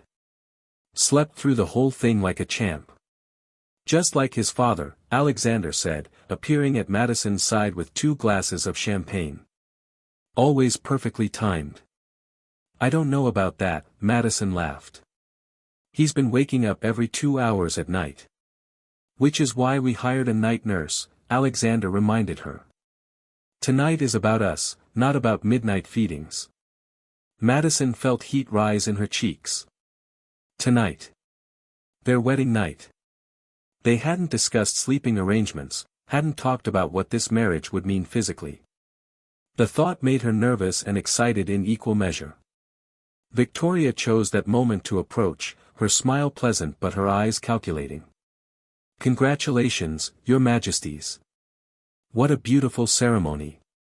Thank you, Victoria, Alexander said formally. I must say, it's all happened so fast, Victoria continued. From announcement to wedding in just a few weeks. You must be eager to start your new life together. Something in her tone put Madison on edge. We're very happy, she said carefully. Of course you are. And little James is absolutely precious. Victoria leaned closer, her voice dropping. Though I can't help but notice how much he resembles. Victoria, Alexander's voice held a warning. If you have something to say it clearly. Victoria straightened, her mask slipping slightly. I'm merely observing that genetics are fascinating. Sometimes children look remarkably like their fathers. Or their uncles. The implication was clear. Madison felt her stomach drop, but before she could respond, Cole appeared with 2 pack elders, effectively blocking Victoria from continuing. Your Majesties, Elder Morrison wishes to offer his congratulations, Cole said pointedly. Victoria was forced to step back, but her smirk suggested this conversation was far from over. Later, after dinner and toasts and the formal first dance, Madison found herself alone in one of the sitting rooms, nursing James. She had needed a quiet moment away from the crowd, a chance to breathe and process everything that had happened. The door opened and Victoria slipped inside, closing it behind her. We need to talk, Victoria said, her pleasant facade completely gone. I'm busy, Madison replied, focusing on James. I know the truth, Victoria said bluntly. I know Derek is that baby's biological father. Madison's hands tightened around James, but she forced herself to remain calm. I don't know what you're talking about. Please. The timing is too perfect. Derek at the summit, you at the summit, a baby conceived exactly 8 months ago. Victoria moved closer. I also know that Alexander only married you out of some misguided sense of honor, covering for his worthless brother's mistake. You don't know anything, Madison said, but her voice shook. I know more than you think. Victoria's smile was cruel. I know, for instance, that Derek didn't seduce you on his own initiative. He was paid to do it. The words hit Madison like a physical blow. What? $5,000 to make sure you had an unfortunate evening. To ruin your reputation and remove you as a potential threat. Victoria examined her manicured nails. It was supposed to be simple. Derek was supposed to seduce you, leave you pregnant and disgraced, and you'd be removed from pack society entirely. You, Madison breathed. You paid him. Of course I did. You were becoming too popular, too well-liked. Richard Hayes was starting to position you as a potential match for Alexander. I couldn't have that. Victoria's eyes glittered with malice. I've been grooming myself to be queen for years. I wasn't going to let some sweet little nobody take that from me. Why are you telling me this? Madison asked, her mind racing. Because I want you to understand your position. You're queen now, yes, but you're built on a foundation of lies. If the truth came out, if people knew Derek was the real father, if they knew you were paid to be ruined, your position would crumble. Victoria leaned in. Leave him. Quietly, with a generous settlement. Let Alexander find a real queen, someone worthy of the position. Get out, Madison said, her voice low and dangerous. Or what? You'll tell Alexander? Victoria laughed. He'll ask for proof, and I'll deny everything. It'll be your word against mine, and I've been part of this pack's inner circle for a decade. Who do you think they'll believe? The door burst open, and Alexander stood there with Cole beside him. Both men's expressions were thunderous. I think they'll believe the Alpha King, Alexander said coldly, holding up his phone. Who's been recording this entire conversation? Victoria's face went white. You can't. I can and I am. Alexander moved to Madison's side, his hand resting protectively on her shoulder. You conspired to ruin an innocent woman's reputation. You paid my brother to assault her, and yes, Victoria, giving someone drugs without their knowledge and taking advantage of them is assault. You've been manipulating pack politics for your own gain. Should I go on?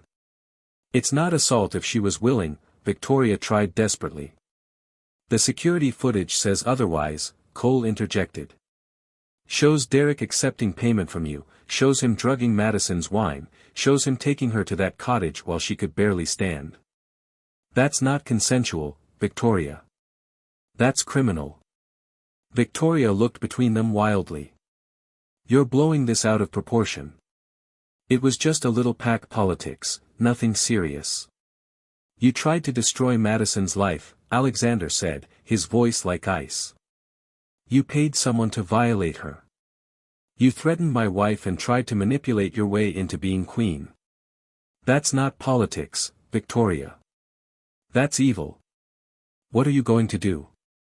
Victoria asked, her bravado crumbling. You have 24 hours to leave this territory, Alexander said. If you're still here after that, I'll press charges. And trust me, with the evidence I have, you'll spend a very long time in a very unpleasant place. You can't exile me. I'm a pack member. You were a pack member. Now you're nothing. Alexander's eyes were hard. Guards. 2 security guards entered immediately, clearly having been waiting outside. Escort Ms. Sterling off the property. Make sure she understands that if she returns, she'll be arrested. As the guards led a protesting Victoria away, Madison sat in shock, still holding James. The last hour had been a whirlwind of revelations and vindication, and she couldn't quite process it all. After the door closed, Alexander knelt beside her chair. I'm so sorry, he said quietly. I should have investigated Victoria sooner. I should have protected you better. You couldn't have known, Madison said, tears streaming down her face. She fooled everyone. The pack elders will need to know why she's being exiled, Cole said gently. We'll need to explain. We'll tell them the truth, Alexander said firmly. That Victoria conspired to ruin Madison's reputation and paid Derek to assault her. The rest, the details about James's parentage, that stays between us. People will figure it out eventually, Madison said quietly. Maybe, Alexander agreed.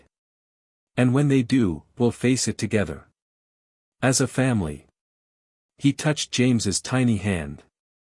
This is my son, Madison. Biology doesn't change that. Victoria's schemes don't change that. Nothing changes that. Cole cleared his throat. I should let you two have some privacy. It is your wedding night, after all. After Cole left, Alexander helped Madison to her feet. James had fallen asleep nursing, his little face peaceful and content. Let me, Alexander said, taking the baby and carrying him to the bassinet set up in the corner. He laid James down with practiced gentleness, covering him with a soft blanket. Then he turned to Madison, and the look in his eyes made her heart race. Mrs. Thornfield, he said softly. My wife. My queen. My husband, Madison replied. My mate. He crossed to her slowly, giving her time to pull away if she wanted. But Madison didn't want to pull away. She wanted this, wanted him, wanted the life they were building together despite all the complications. Alexander cupped her face in his hands, kissing her with a tenderness that made her heart ache. "I love you," he murmured against her lips. "Not because of duty or arrangements or anything other than you being exactly who you are." "I love you too," Madison said. "You saved me, Alexander. You gave me back my life and gave James a real father." "You saved me too," he said. "I was going through the motions of being king, following all the rules, doing what was expected. You reminded me that sometimes the right thing is also the rebellious thing. That love matters more than bloodlines or politics or what anyone else thinks." They held each other as the moonlight streamed through the windows, two people who had found something unexpected and precious in the midst of chaos and pain. Their love story hadn't started conventionally. It was built on difficult truths and complicated circumstances. But it was real, and it was theirs, and nothing, not Derek, not Victoria, not pack politics or biological realities, would tear them apart. This was just the beginning of their forever. The pack might see it differently, Cole warned. Some of the more traditional elders already think you're too progressive. This could give them ammunition to challenge your authority. "Let them try," Alexander said coldly. "I'm done hiding who we are and how our family came to be.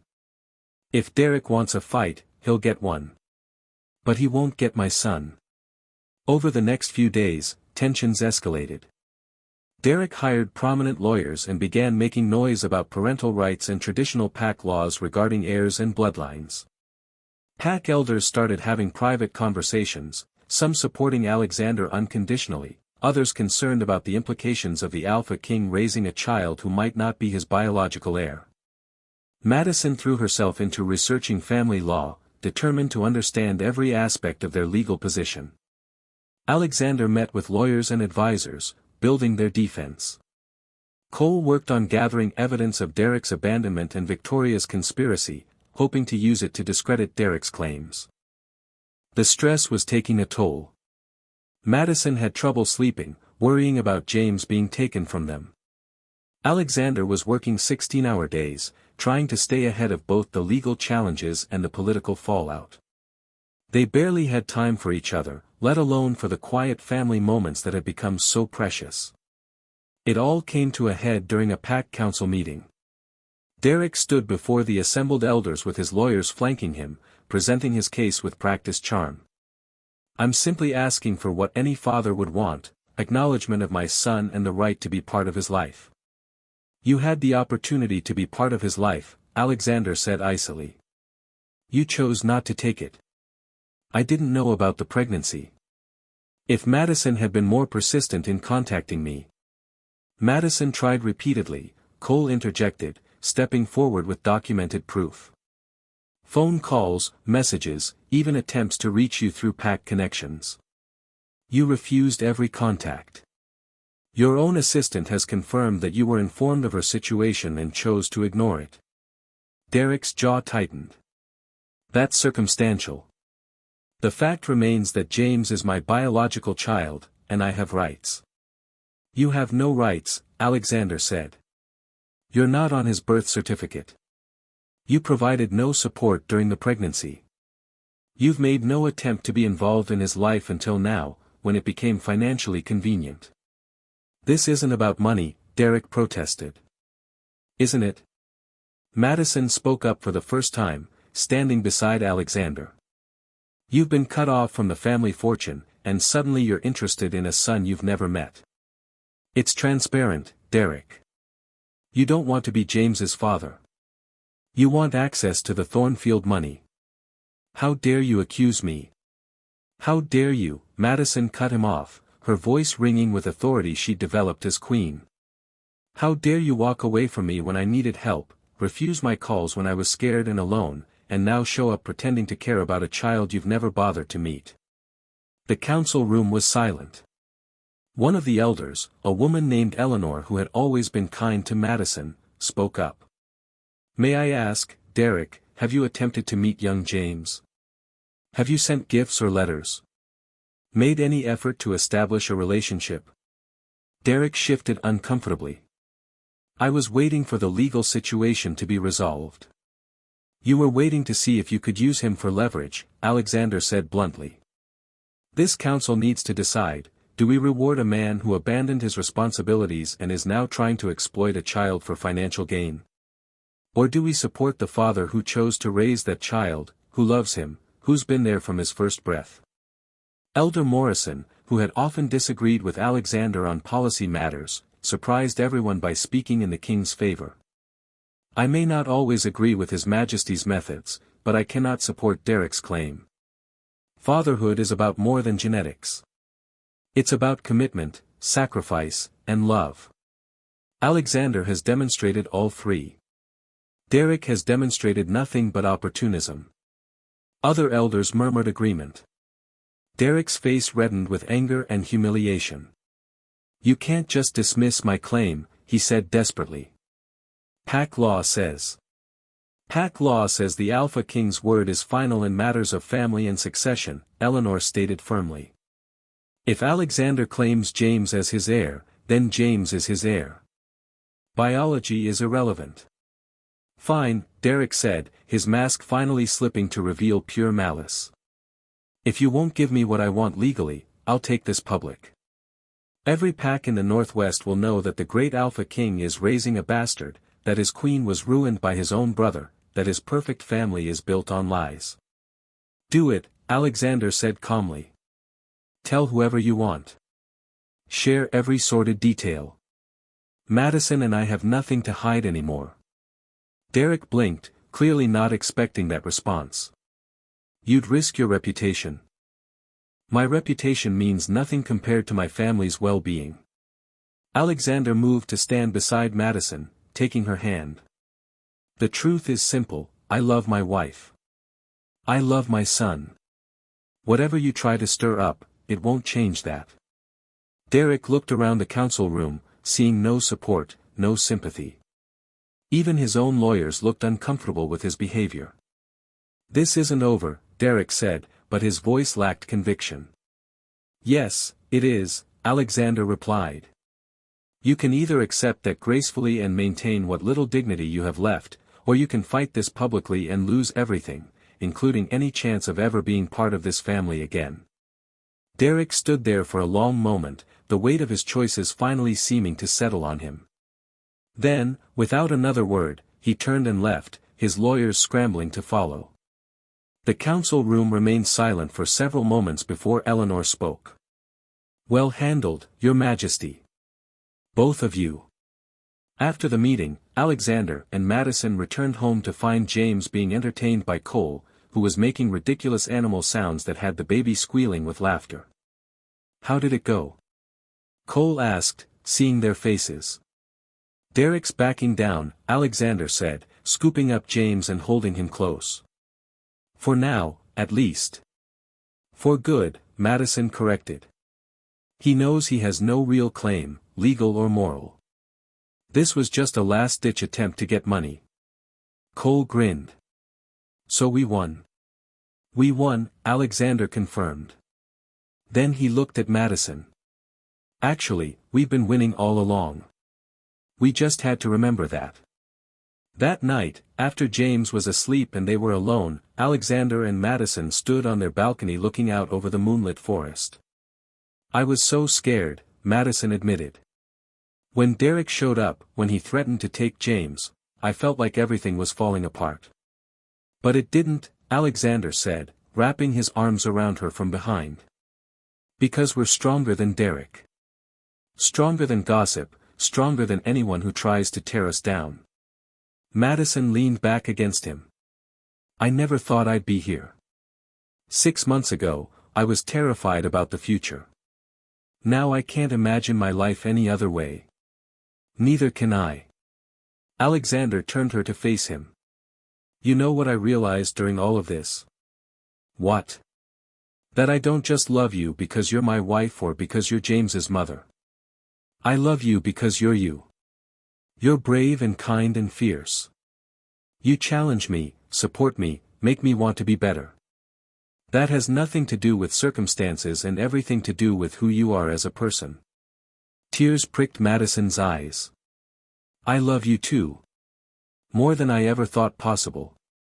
They kissed under the stars, two people who had found each other in the most unlikely circumstances and built something real and lasting. Inside, James slept peacefully, dreaming baby dreams, completely unaware of the battles that had been fought to protect him. He would grow up knowing only love and security, with parents who chose each other and chose him every single day. And that, Madison thought as Alexander led her inside, was the greatest gift they could give their son. The gift of a family built not on biology or obligation, but on love and choice and unwavering commitment. Derek could threaten all he wanted. He could spread rumors or make claims. But he would never be James's father. That role belonged to Alexander, who had earned it through every sleepless night, every diaper change, every moment of love and dedication. Their family wasn't traditional. But it was theirs, and it was perfect. 3 years had passed since Derek's failed attempt to claim parental rights. Madison stood in the Thornfield Estate's expansive kitchen, helping 3-and-a-half-year-old James frost cookies for his upcoming birthday party. Flour dusted his dark hair, and frosting covered his hands up to his elbows, but his gray eyes sparkled with delight. Those gray eyes. Derek's eyes. But when James looked up at Madison with pure love and trust, she saw only her son. Not Derek's son. Not even Alexander's biological son. Just James, the little boy who had her heart completely. "Mama, look." James held up a cookie decorated with what might have been a dinosaur or possibly a blob. "For Daddy." "It's perfect, sweetheart," Madison said, kissing the top of his head. "Daddy will love it."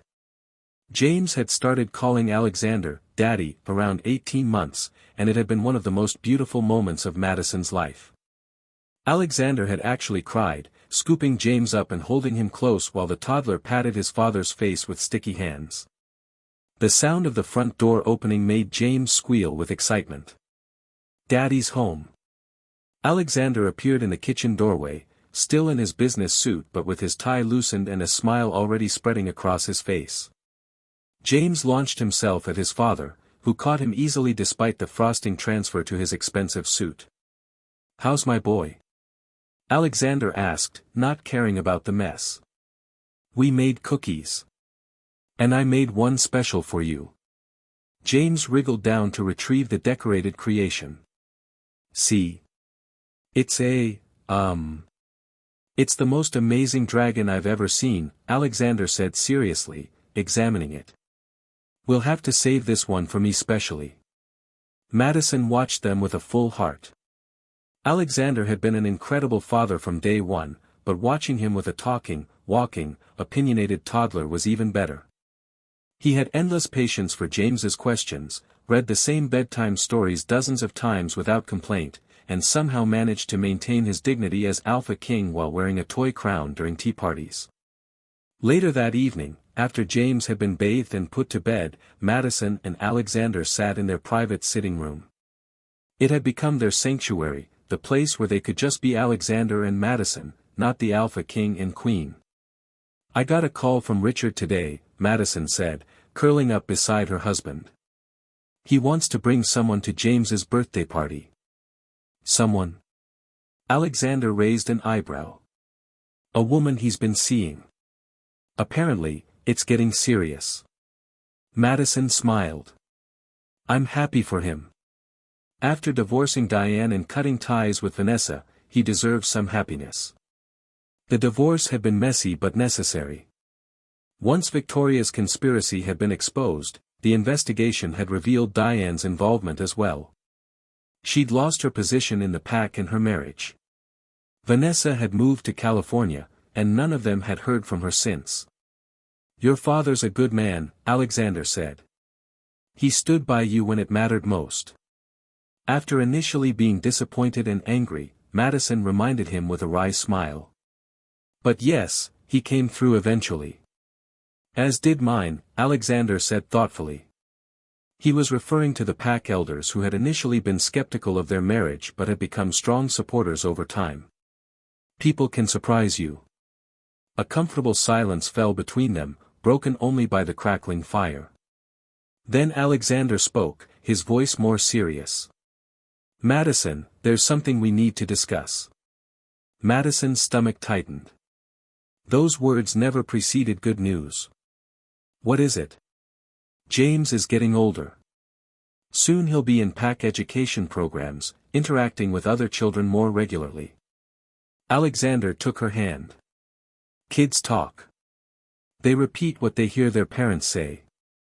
And some parents still gossip about our family's origins. Madison had known this conversation was coming, but she still wasn't prepared for it. You think someone will tell James about Derek?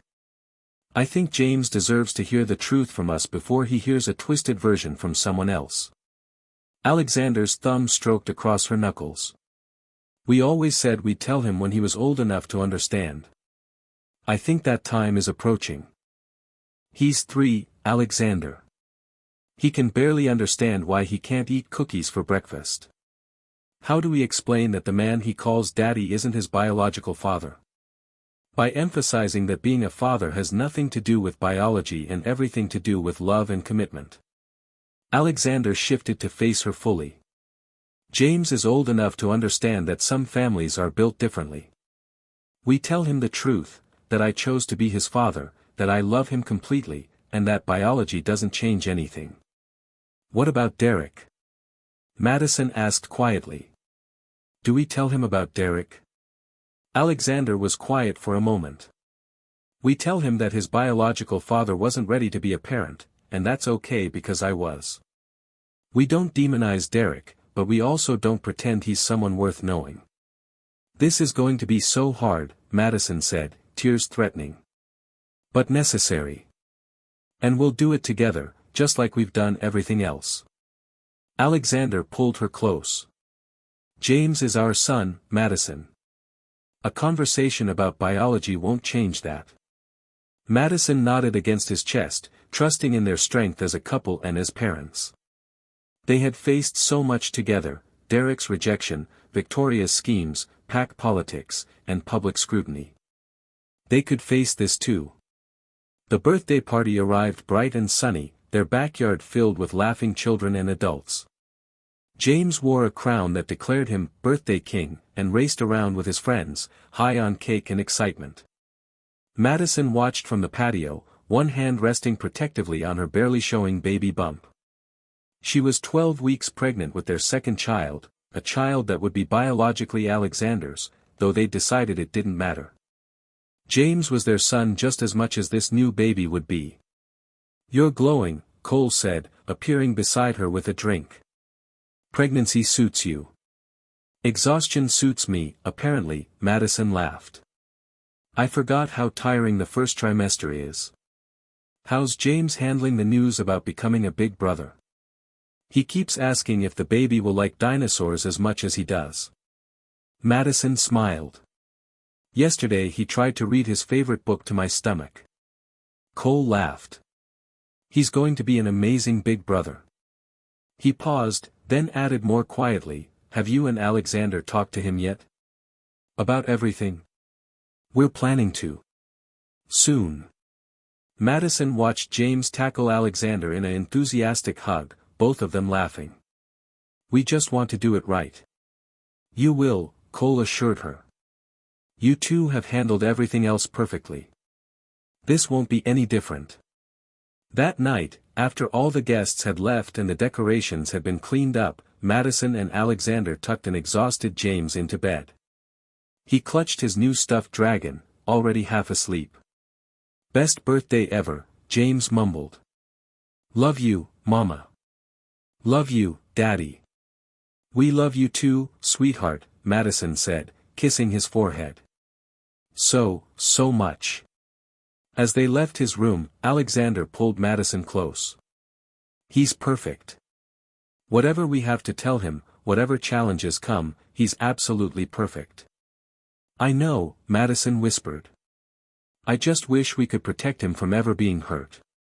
We can't protect him from everything. But we can give him the tools to handle it, love, truth, and the knowledge that he's valued beyond measure. 2 weeks later, they decided it was time. They took James to his favorite spot in the gardens, a small clearing with a beautiful fountain where he liked to feed the ducks.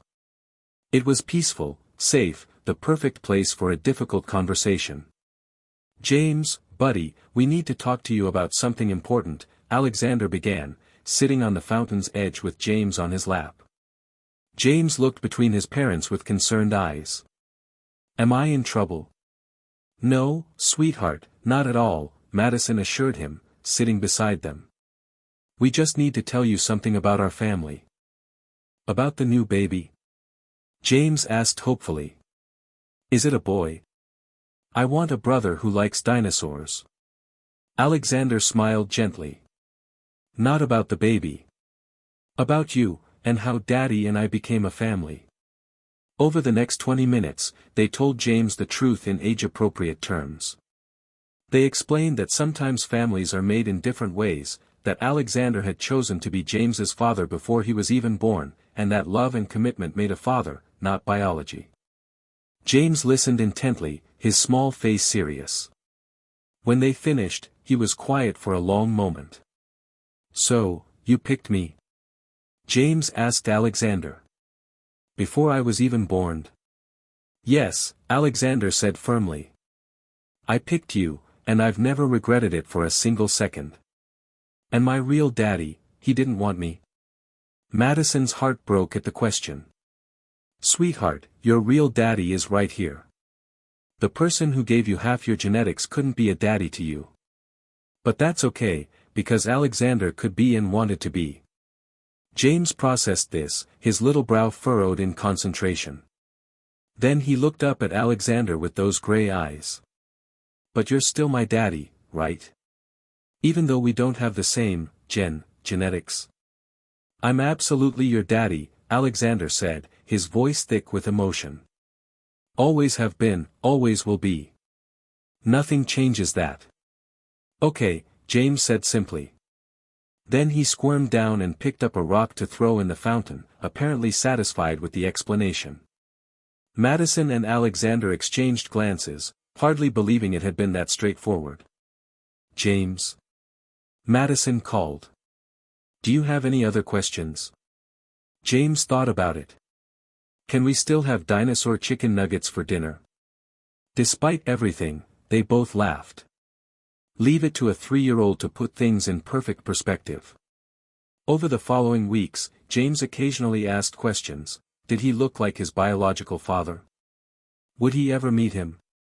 Did it mean he wasn't a real Thornfield? And each time, Madison and Alexander answered honestly and reassuringly. The real test came at Pack Preschool when another child, parroting his parents' gossip, told James that Alexander wasn't his real father. James had apparently looked the other boy dead in the eye and said, "My daddy picked me special." "Your daddy just got stuck with you." When the teacher called Madison about the incident, she'd had to suppress laughter while apologizing for James's sass. Alexander had been less successful at hiding his pride. "That's my boy," he'd said when Madison told him. "Standing up for our family." As Madison's pregnancy progressed, James became increasingly excited about becoming a big brother. He helped set up the nursery, picked out tiny clothes, and practiced being gentle with Madison's growing belly. "I'm going to teach the baby everything," James declared one evening. "About dinosaurs and swimming and how to make Daddy laugh." "You'll be an amazing big brother," Alexander assured him. When Madison went into labor 6 months later, James stayed with Cole, who later reported that the 3-year-old had paced just like Alexander, worried about his mama and baby sibling. Their daughter arrived healthy and screaming, with Alexander's blue eyes and Madison's auburn hair. They named her Eleanor Grace, after the pack elder who had supported them and the grace they'd been given as a family. When James met his baby sister for the first time, he was gentle and awed, touching her tiny hand carefully. "She's so small," he whispered. "Don't worry, Ellie. I'll protect you." Madison's eyes filled with tears watching her son, Derek's biological child but Alexander's son in every way that mattered, promised to protect his baby sister. That evening, with Eleanor sleeping in Madison's arms and James curled up against Alexander's side, their family was complete. Not perfect, not traditional, but theirs and beautiful and filled with love. "This," Alexander said softly, looking at his wife and children, "this is everything I never knew I needed." "We built something pretty amazing, didn't we?" Madison said. "We built a family," Alexander corrected. "The best kind, one based on choice and love rather than obligation or biology." James piped up sleepily, "Daddy. When I grow up, can I be a king like you?" "You can be anything you want, James. King, knight, dragon trainer, whatever makes you happy." "I want to pick my family too," James mumbled, already drifting off. "Pick them special like you picked me." Madison and Alexander locked eyes over their children's heads, both fighting tears. They had started with lies and secrets, with shame and judgment. But they'd built something real and true and lasting. A family that proved love was stronger than biology, that choice was more powerful than genetics, and that sometimes the greatest blessings came from the most unexpected places. Their story wasn't conventional. But it was theirs, and it was perfect. Madison stood in the gardens of the Thornfield estate, watching as 13-year-old James taught his 9-year-old sister Eleanor how to shift for the first time. It was a momentous occasion, Eleanor's first transformation, and the entire family had gathered to witness it. "Remember what we practiced," James said, his voice patient and encouraging. "Feel your wolf, don't force it. Let the shift happen naturally." Eleanor nodded, her blue eyes, so like Alexander's, bright with determination. She closed her eyes, and moments later, a beautiful auburn wolf stood where the little girl had been. The wolf was smaller than it would eventually grow, but already showed the grace and strength of her bloodline. James shifted immediately after, his own wolf larger and darker. The two siblings took off running through the forest, their joyful howls echoing through the trees. Alexander came up behind Madison, wrapping his arms around her waist and resting his chin on her shoulder. At 45, he was even more handsome than he'd been when they married, silver streaking his dark hair and laugh lines crinkling the corners of his eyes. "Our babies are growing up," Madison said, leaning back against him. "They're not babies anymore," Alexander agreed. "Though they'll always be our babies." Madison turned in his arms, looking up at her husband. 13 years of marriage had only deepened their love.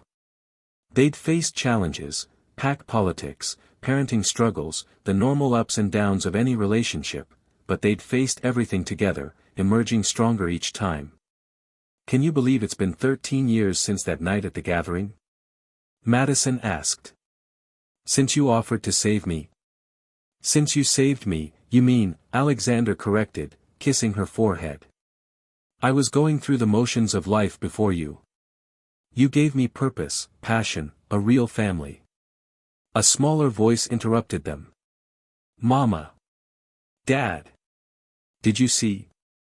Ellie shifted perfectly."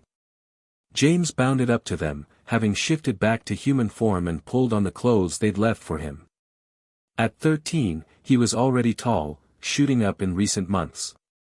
He had Derek's gray eyes and sharp features, but Madison saw only her son when she looked at him, the boy who had Alexander's sense of honor, her compassion, and a spirit entirely his own. "We saw, sweetheart," Madison said proudly. "You were an excellent teacher." James beamed. As the alpha heir, he took his responsibilities seriously, but he was still a teenage boy at heart, obsessed with basketball, computers, and lately, a girl in his class named Sophie who made him blush whenever her name came up. Eleanor came running up moments later, breathless and excited. "Did you see me, Daddy? I shifted on the first try." Alexander scooped his daughter up despite her protests that she was too old for that. "You were magnificent, Princess. A natural." The family made their way back to the house where Cole was waiting with their youngest, 5-year-old Marcus, named after Cole himself. Marcus had his mother's green eyes and his father's dark hair, and an endless supply of energy that kept everyone on their toes. Uncle Cole. I saw it. Ellie turned into a wolf. Marcus exclaimed, jumping up and down. I heard, Cole said with a grin, ruffling the boy's hair. Won't be too many more years before you're shifting too, buddy. They gathered in the family room, a comfortable space filled with photos documenting their life together, James's first birthday, Eleanor's first steps, Marcus learning to read, family vacations to the coast, formal pack events, and countless everyday moments that made up a life. Madison's foundation for single mothers had expanded dramatically over the years, now operating throughout the Pacific Northwest and helping hundreds of families. She'd written a book about her own experiences, carefully crafted to inspire without revealing pack secrets, which had become a bestseller and helped even more women. Alexander had modernized pack traditions, making them more inclusive and progressive. Under his leadership, the Thornfield Pack had become one of the most respected in the country, known for its balance of tradition and innovation. James excelled in school and combat training, already showing the makings of an excellent future alpha. But more importantly, he was kind and thoughtful, standing up for those who couldn't defend themselves and treating everyone with respect regardless of their rank. Eleanor was creative and fierce, equally comfortable in a tutu or covered in mud from exploring the forest. She kept her entire family on their toes with her clever questions and stubborn determination. And Marcus, their surprise baby born when Madison was 39, was pure joy, sensitive, sweet, and obsessed with animals of all kinds. That evening, after the younger children were in bed, Madison found James in his room, staring at his phone with a troubled expression. Everything okay? She asked, sitting on his bed. James hesitated, then showed her his phone. It was a message request on social media from someone named Derek Thornfield. Madison's heart stopped. When did this come? A few days ago. I haven't responded. James looked at her with those gray eyes, Derek's eyes. Is he the one? The biological father you and Dad told me about? Madison took a deep breath. They'd always been honest with James about his origins, age-appropriately explaining the situation as he grew old enough to understand. He knew Derek existed, knew the basic facts, but they'd never had direct contact. Yes, Madison said carefully. That's him. What does the message say? James pulled it up. The message was brief. James, I know this is unexpected. I'd like the chance to meet you, to explain things. No pressure. Just an opportunity if you're interested. Derek. What do you want to do? Madison asked, forcing herself to stay calm despite the panic churning in her stomach. I don't know, James admitted. Part of me is curious. He's my biological father, and I wonder about him sometimes. But. He looked at his mother. Dad is my real father. Nothing Derek says or does will change that. No, it won't, Madison agreed. But if you want to meet him, your father and I will support that decision. Would it hurt Dad? If I wanted to meet Derek? Madison's heart swelled with love for this thoughtful boy. Your dad wants you to make your own choices. If meeting Derek is something you need to do, he'll understand. They talked for another hour before Madison left James to think it over. She found Alexander in their bedroom, and he knew immediately that something was wrong. Derek contacted James, Madison said without preamble. Alexander's expression hardened briefly, then smoothed out. What did he say? Madison showed him the message. Alexander read it carefully, then handed the phone back. What does James want to do? He's not sure. He's curious but loyal to you. James doesn't owe me loyalty at the expense of his own curiosity, Alexander said firmly. If he wants to meet Derek, we support it. If he doesn't, we support that too. This has to be his choice. You're amazing, you know that. Madison said, moving into his arms. I'm terrified, Alexander admitted.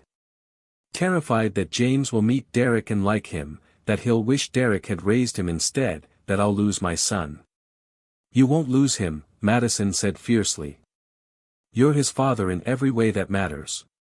Meeting Derek won't change 13 years of love and dedication. Alexander held her close. I love that boy so much, Madison. Biology or not, he's mine. I know. And he knows it too. 3 days later, James came to them with his decision. I want to meet him. Just once.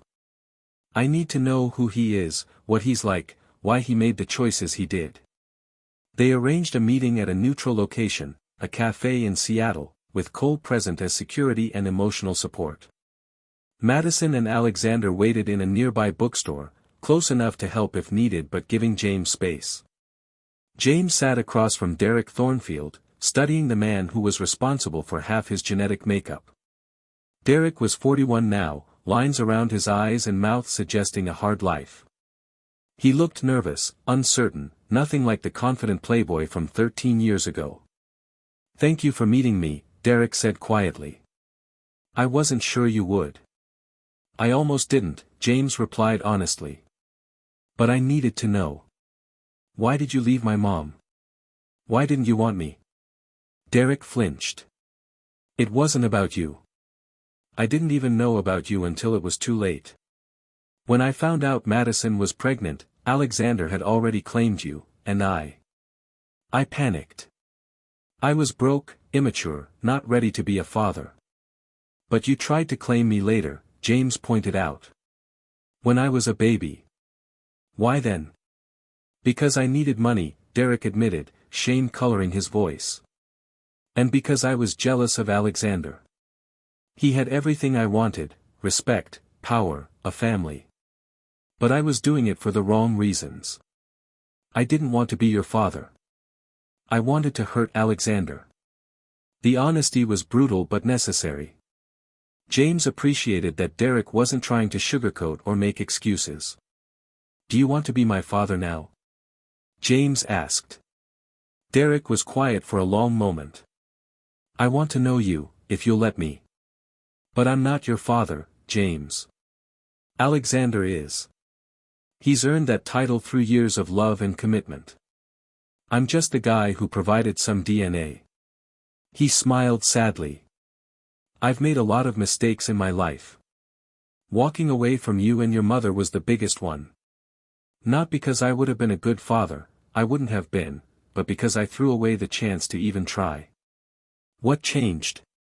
James asked. Why contact me now? I've been in therapy for 3 years. Working through my issues, learning to take responsibility for my actions. Derek pulled out his phone, showing James photos of a woman and 2 small children.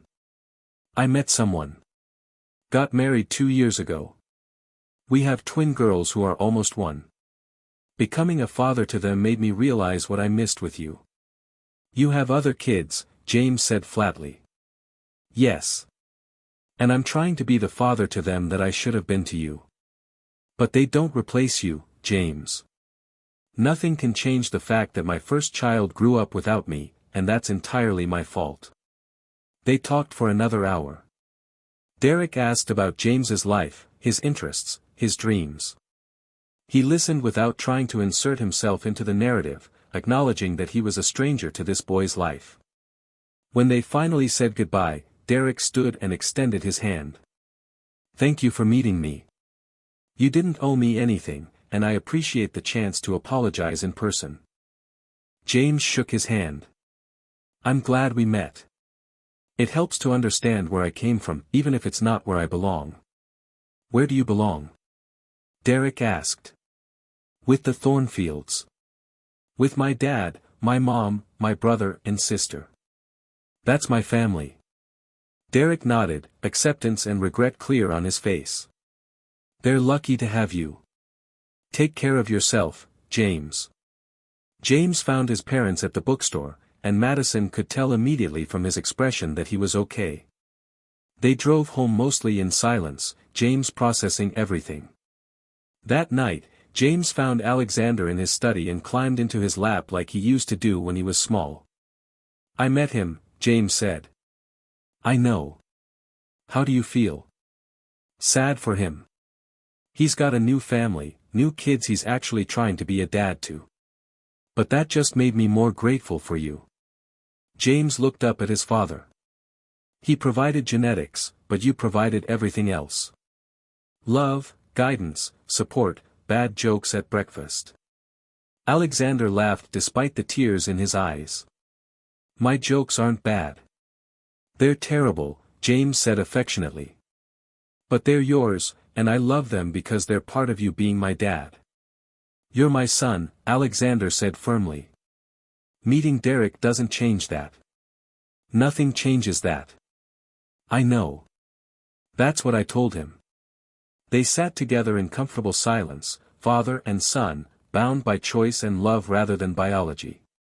Over the following years, James occasionally exchanged messages with Derek, mostly updates on his life and polite inquiries about Derek's daughters. It was cordial but distant, the relationship of two people who acknowledged a connection but understood it went no deeper. Madison's relationship with Derek was even more distant. They'd never spoken directly after that day at the council meeting 13 years ago, and she preferred it that way. Derek was part of her past, part of how she'd arrived at her present, but not part of her future. On Madison and Alexander's 15th wedding anniversary, the entire family gathered for a renewal of their vows. It was held in the same garden where they'd married, though this time with all three children participating in the ceremony. James, now 15 and almost as tall as his father, stood as best man. Eleanor, 11 and beautiful, was maid of honor. And little Marcus, 7 years old, served as ring-bearer with serious concentration. Cole performed the ceremony, having gotten ordained specifically for this occasion. 15 years ago, these two people came together under unusual circumstances, he said. But they've built something extraordinary, a marriage based on mutual respect, unwavering support, and unconditional love. They've shown that family isn't about biology or tradition, but about choice and commitment. Madison and Alexander faced each other, hands clasped, eyes locked. "Madison," Alexander began, 15 years ago, I offered to save you. But the truth is, you saved me. You taught me that being a king means nothing without being a good man first. You gave me a family I didn't know I needed and a love I didn't know I deserved. I promise to love you, support you, and choose you every single day for the rest of our lives." "Alexander," Madison said through happy tears, "you saw me at my lowest moment and offered me hope. You loved my son before he was born, loved me before I was ready, and built a life with me that exceeds my wildest dreams.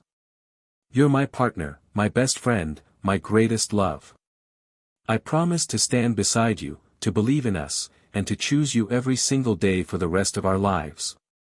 They exchanged new rings, these ones inscribed with their family's unofficial motto, built on choice, strengthened by love. The reception was joyful and filled with laughter. Richard Hayes danced with his granddaughter while his wife of 8 years looked on fondly. PAC members who had once gossiped about Madison now spoke of her with genuine respect and admiration. The family they'd built had become a symbol of what was possible when people chose love over tradition, acceptance over judgment. As the sun set, Madison found herself alone for a moment on the garden terrace. She thought about the terrified pregnant woman she'd been 15 years ago, convinced her life was over. She thought about all the challenges they'd faced, all the moments of doubt and fear. "No regrets?" Alexander asked, appearing beside her. Madison smiled up at her husband, her mate, her love. "Not a single one. This life, this family, you, it's all more than I ever dreamed possible. Even the parts that were hard." "Especially the parts that were hard," Madison said. "They made us stronger. They taught us what really matters." Alexander pulled her close, kissing her as the stars began to appear overhead. Their children's laughter floated from inside the house, pure and joyful. They had started with a lie, "Pretend this baby is mine." But that lie had transformed into the deepest truth, James was Alexander's son. This was their family. And this love, forged through adversity and strengthened through choice, was real and lasting and absolutely perfect. To forever, Alexander murmured against her lips. To forever, Madison agreed. And as they stood there, wrapped in each other's arms while their children played nearby and their pack celebrated around them, Madison knew that this was exactly where she was meant to be. Not despite how they'd started, but because of it. Every challenge had been a building block, every difficulty a foundation stone, every moment of doubt a chance to choose love again. They had built something beautiful from broken pieces. They had created a family from impossible circumstances. They had found forever in the most unexpected place. And that, Madison thought as Alexander took her hand to lead her back to their celebration, was the greatest miracle of all. Their story had begun with a simple proposition: I know this baby is my brother's, pretend it's mine. But it had become so much more. It had become a tale of love conquering genetics, of choice defeating circumstance, of a family built not by blood but by unwavering commitment and unconditional acceptance. It had become their story. Imperfect, complicated, and absolutely beautiful. Just like them.